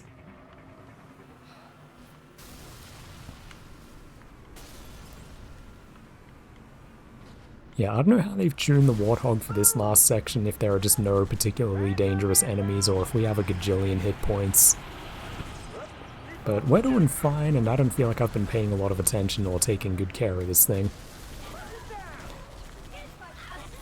And it's getting very played out, I know, but I do just want you to appreciate that this is a nice ending vista. We get to appreciate that the, you know, in the light of day we can see the blown up space elevator, and again, we just get that nicely toned sky. Bungie are very good at that, just giving character to a scene with these understated but like very strong colors to the sky. And, you know, the ending to ODST, it's this nice pink, which kind of blends in nicely with the sort of sandstone savanna tones, which are kind of the defining look of New Mombasa. Fucking die, will you? Alright, new hog. That means get in, Buck. Concentrate on driving. I got this. Yep. Come on. I could use a breather. There we go. Get me some targets. Now we meet Romeo and Mickey and the other guy again. Soon, I think. Dutch, that's all of them, I do remember them. I think. Did they show up in the game or are they just in the cutscene? I don't know, but that's where we're going. They're how we get out of the city. I have them in my sight. Get 'em, Buck. Get away from there. Careful. Keep her steady. Okay. Yeah, I don't remember how long this goes for, but we're definitely near the end of the game. Hey, hold up! It's a gas hog! Let's change vehicles! Same deal, trooper. You drive, I'll shoot. Yay, I did say I like the Gorse Hogs.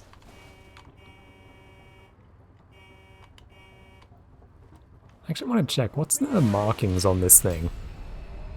NMWM. Or is that meant to be NM? New Mombasa something something. Someone tell me what that's meant to be, NMWM.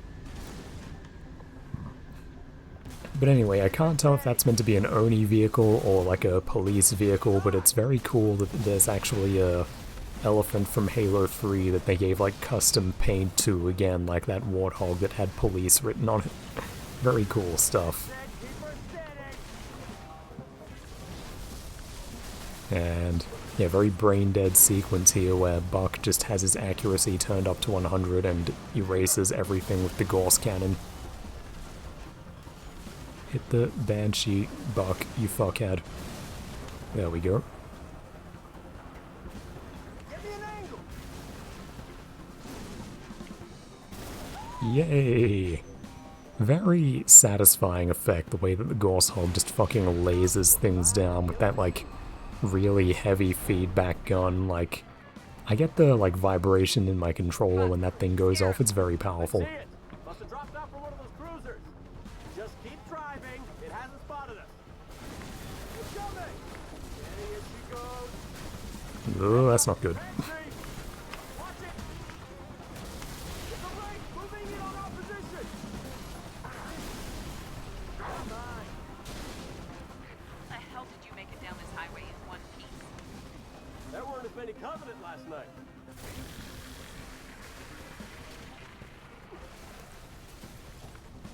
Okay. Yeah, this is like that part where we were fending off the, Extra firepower. This is like that part where we were fending off the Banshees on the roof. They are just like throwing shit at us for us to explode with power weapons because they've just decided they wanted a sequence about that. But this is our end game, so why not? Instead of a warthog run, you get a highway run where you have to lead the elephant. No problem. I can't tell if the game is like despawning my shots or what when I aim over there. Probably they just fell short. Oh, that's a nice callback to the warthog run though. There's like a weird underground dip thing. Die.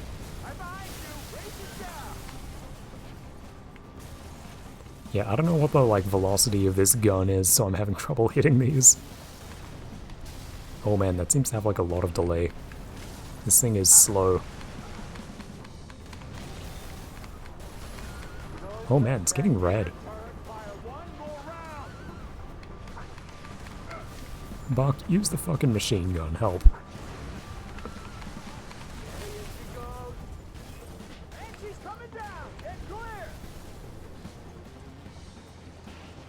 Well, there's a Banshee stuck in front of us.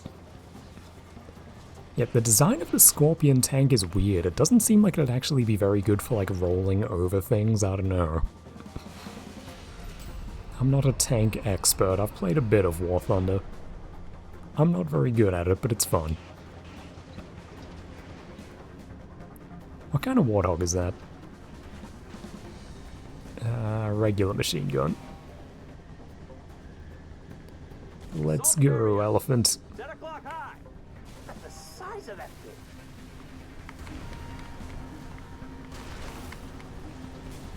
trying to knock the ghosts off that thing, but I'm not doing a good job.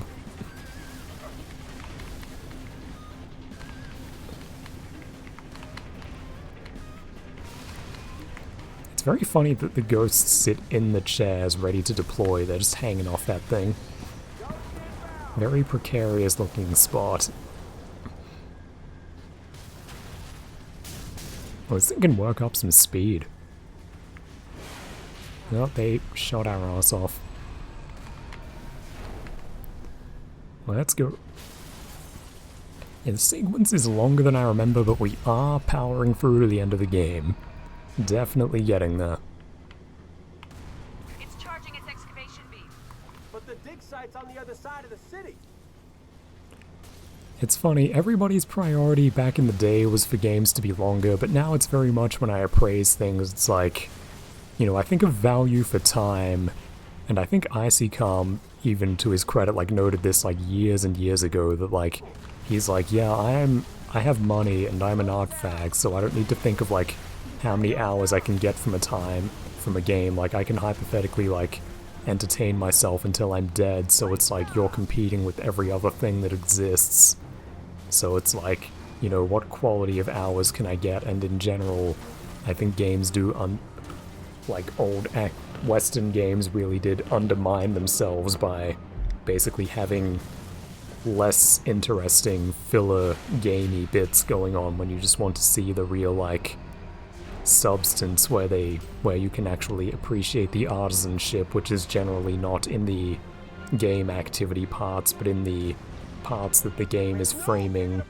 The example I go to a lot is that I like Shell Shock 2 now in 2026 a lot because it's a cinematic movie game from the Xbox 360 era that's actually only the length of a movie. It basically has no sequence where you just do video game shit for the sake of it. Like, everything is a dynamic movie sequence about like giving you some specific tailored intentional experience, and it's like, yeah, this is fucking perfect. Like, every action game should be like this. I don't feel like depressed and like I'm just fucking drudging along if I play this thing. Like, no, every scene is purposeful. It's like a movie. It passes that like old Icycom test.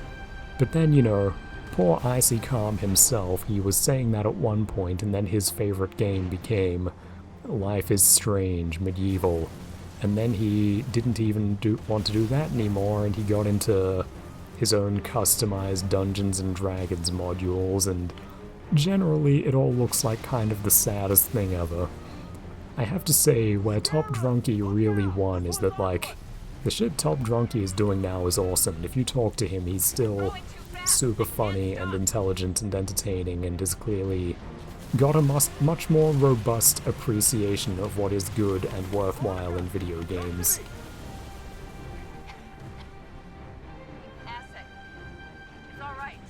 Oh, they fucked up our elephant.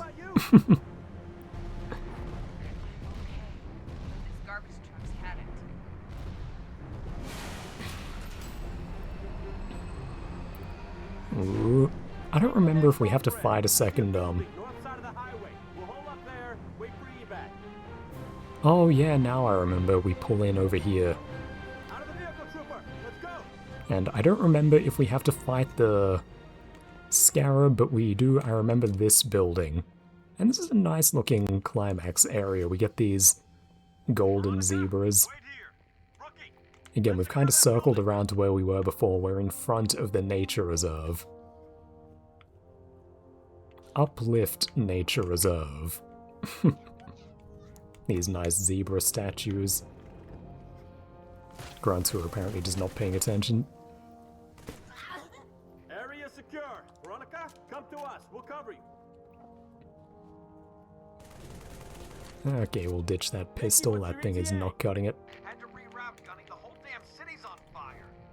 Trooper, I have a tier 1 asset and a whole bunch of... But yeah, just as I was saying, ODST, I appreciate that this game is not that long, and that was probably a point against it in its own time, but now it's very much a point for it. But I do think that all of the Halo games are actually made with a good degree of sense, in that there's no real point where it's just like, I'm doing video game shit, I don't want to be here, and it just goes and goes and goes. Like, the game itself is very elegant and entertaining, it's never, like, drudgery, I find, in general. But even if you aren't crazy about it, I think that people who are less hardcore Halo heads, I have a few fans who aren't crazy about these games, but suffered through all of them for my sake. I think they would agree that, like, you know, for example, the friend who didn't like, Republic Commando, he also is not crazy about Halo, but has played it. Like, I should put it to him and ask, like, yeah, what's worse, like Halo or Republic Commando? Like, what does real gaming drudgery look like? Might get Halo some retroactive points, like, just... A lot of us probably forget what, like, genuinely bad Western games are like, to the point where, like, even ones that are considered good are not that good, and, like...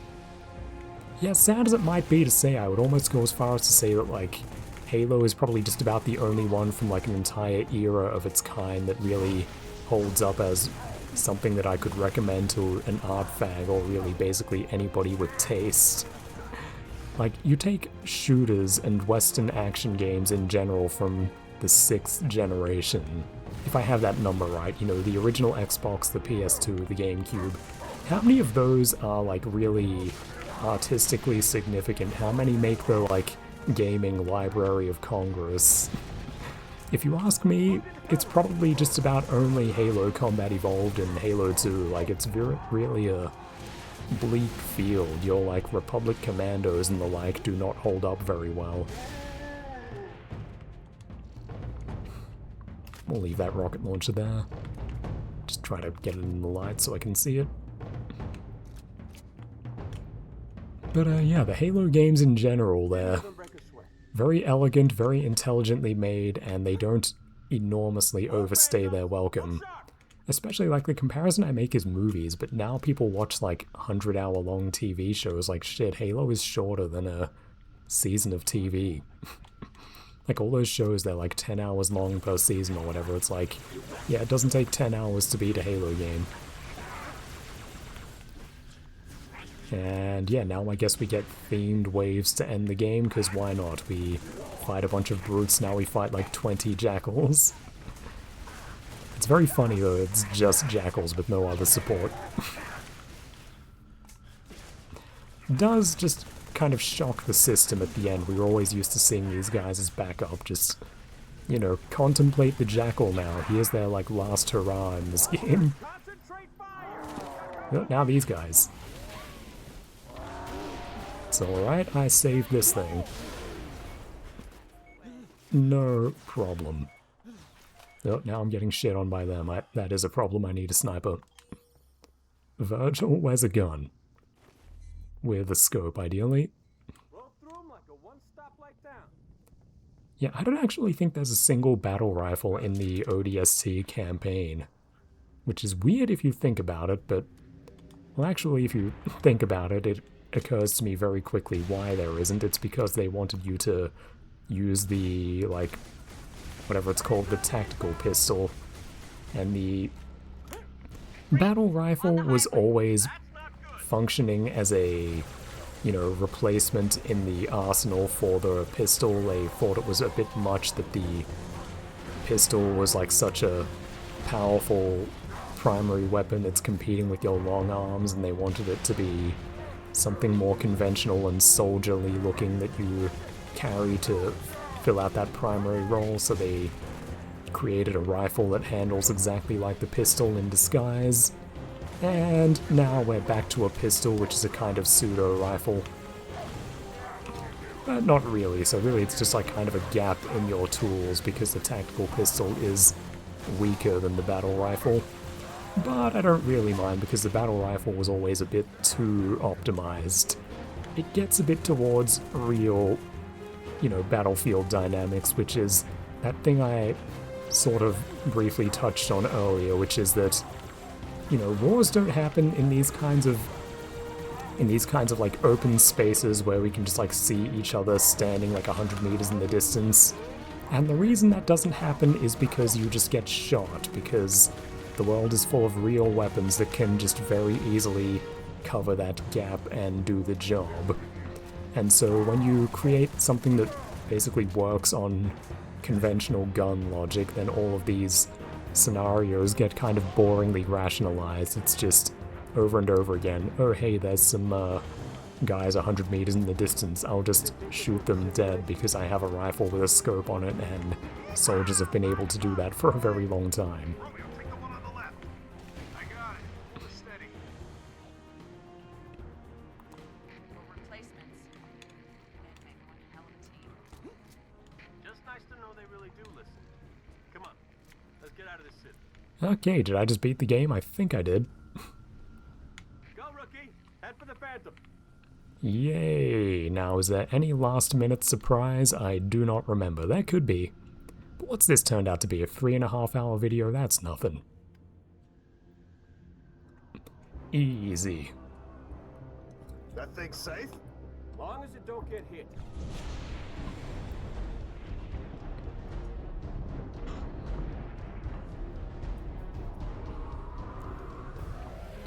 Now, is there a last-minute fight? I don't remember. Damn it! Move! Oh, nuts.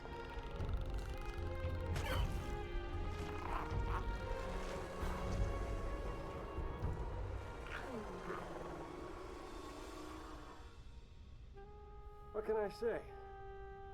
Was a hell of a night. Yay, we're done, I'm pretty sure. Second last Bungie game contribution to Halo complete. After this, it's just Reach. Oh, we get a campaign. Not a campaign, what am I saying? A cut scene.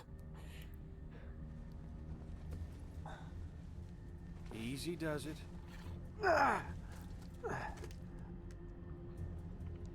We went through hell for that? Give him some meds, would you? It's important. It knows things. Heck, Gunny. I wasn't talking about the alien. Mickey, I'm sending you a very special co-pilot. Oh, come on! I don't want one of those things in here. It won't bite, and unlike you, it knows what to tell those cruisers to keep them off our tail. I think they're too busy to care. Looks like they found what they're looking for. Ooh man, some angles you see her face and it's just like, What about you? God. What about us? She's like a weird, fucked up caricature, and again, I think it's just because they tried to make too much face, because, again, like their uncovered woman head showpiece in Halo 2 is Miranda Keyes, and she's just like a very flat, neutral face, not too ambitious design-wise, and they're like, nah, this is the 360, we got the polygons, we got the features, and it's just like, ooh! I said I'd leave her alone, but I can't, it's shocking. But yeah, it's a cool visual of the city from above. You can see that, like, it only has so many really tall buildings, and what's left of the space elevator, you can see how goddamn big that was. And the city has that cool, weird, uniform gray aesthetic, that weird, cool, aspirational futurism that gets all weirdly bleak. 1 month after the drop. Yeah, I don't have a great read of the timeline, but it was my op and it's my interrogation. is this after the ending to Halo 3 when, like, the fucking Covenant has broken? If it's a month after this, Or is it that the Master Chief hasn't come back to Earth yet? I do not remember. It has access to the Covenant BattleNet? Limited, but yes.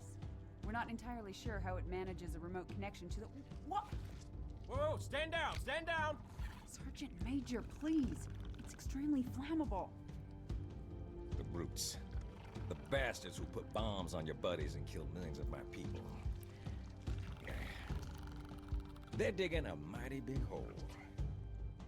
You're gonna tell me exactly what they're looking for, and then you're gonna help me stop them. Okay, it sounds like the Master Chief hasn't come back to Earth yet, but I really honestly just can't remember the fucking timeline here. Sorry people, I'm meant to know everything, but I really just forget a lot of the basics because I'm so busy off in the clouds mentally modeling Jason Jones for you. Somebody has to. But, yeah, that was, that was Halo ODST end to end. And it's really not that long. You got your drop cutscene, you go back to the streets constantly, but then in terms of real, like, set-piece missions, you have like 1, 2, 3, 4, 5, 6, 7, 8. Not nothing, but not that much either. And, yeah, apparently we can check there. I've beaten this game on Legendary before, yeah. Thought I had. And they counted as 11 missions. The 2 cutscenes count as missions to pad things out. Whatever. Won't hold that against them. They don't need to sell more ODST now. They're not lying to me. But yeah, that was ODST sorted, and I hope you found that halfway interesting. I have everything on the Master Chief Collection, so we can totally fire up Halo Reach if you want to, but we could go through a lot of different things potentially now. I feel good now because I've finished another video project where free, and I'll try to keep doing more of everything in general for you guys. I do think it's halfway worthwhile and valuable to do even like just these little things. I do think it all builds together and forms a kind of network of contact and familiarity, and just the ideas build upon each other and pile up, and you just sort of build organic familiarity by being able to engage with all of it. You read, think I might be onto something, watch a video, see the brain at work in real time. The idea is that I believe that I'm running a unique kind of project, and I do think that there is value in just doing things from all kinds of different angles and just giving you guys more. So please, just feedback of any kind is appreciated, and you are in fact allowed to even ask for things. There's quite a real chance that I'll do it very soon. We'll see what kind of mood takes me. But for the minute, I guess I'll put this up and we can celebrate another playlist complete. This one just turned out to be 3 videos, but still. Hope you enjoyed your 3.5 hours. I hit F1 now and really hope this video behaved itself while I was recording it. Thank you, that's ODST done.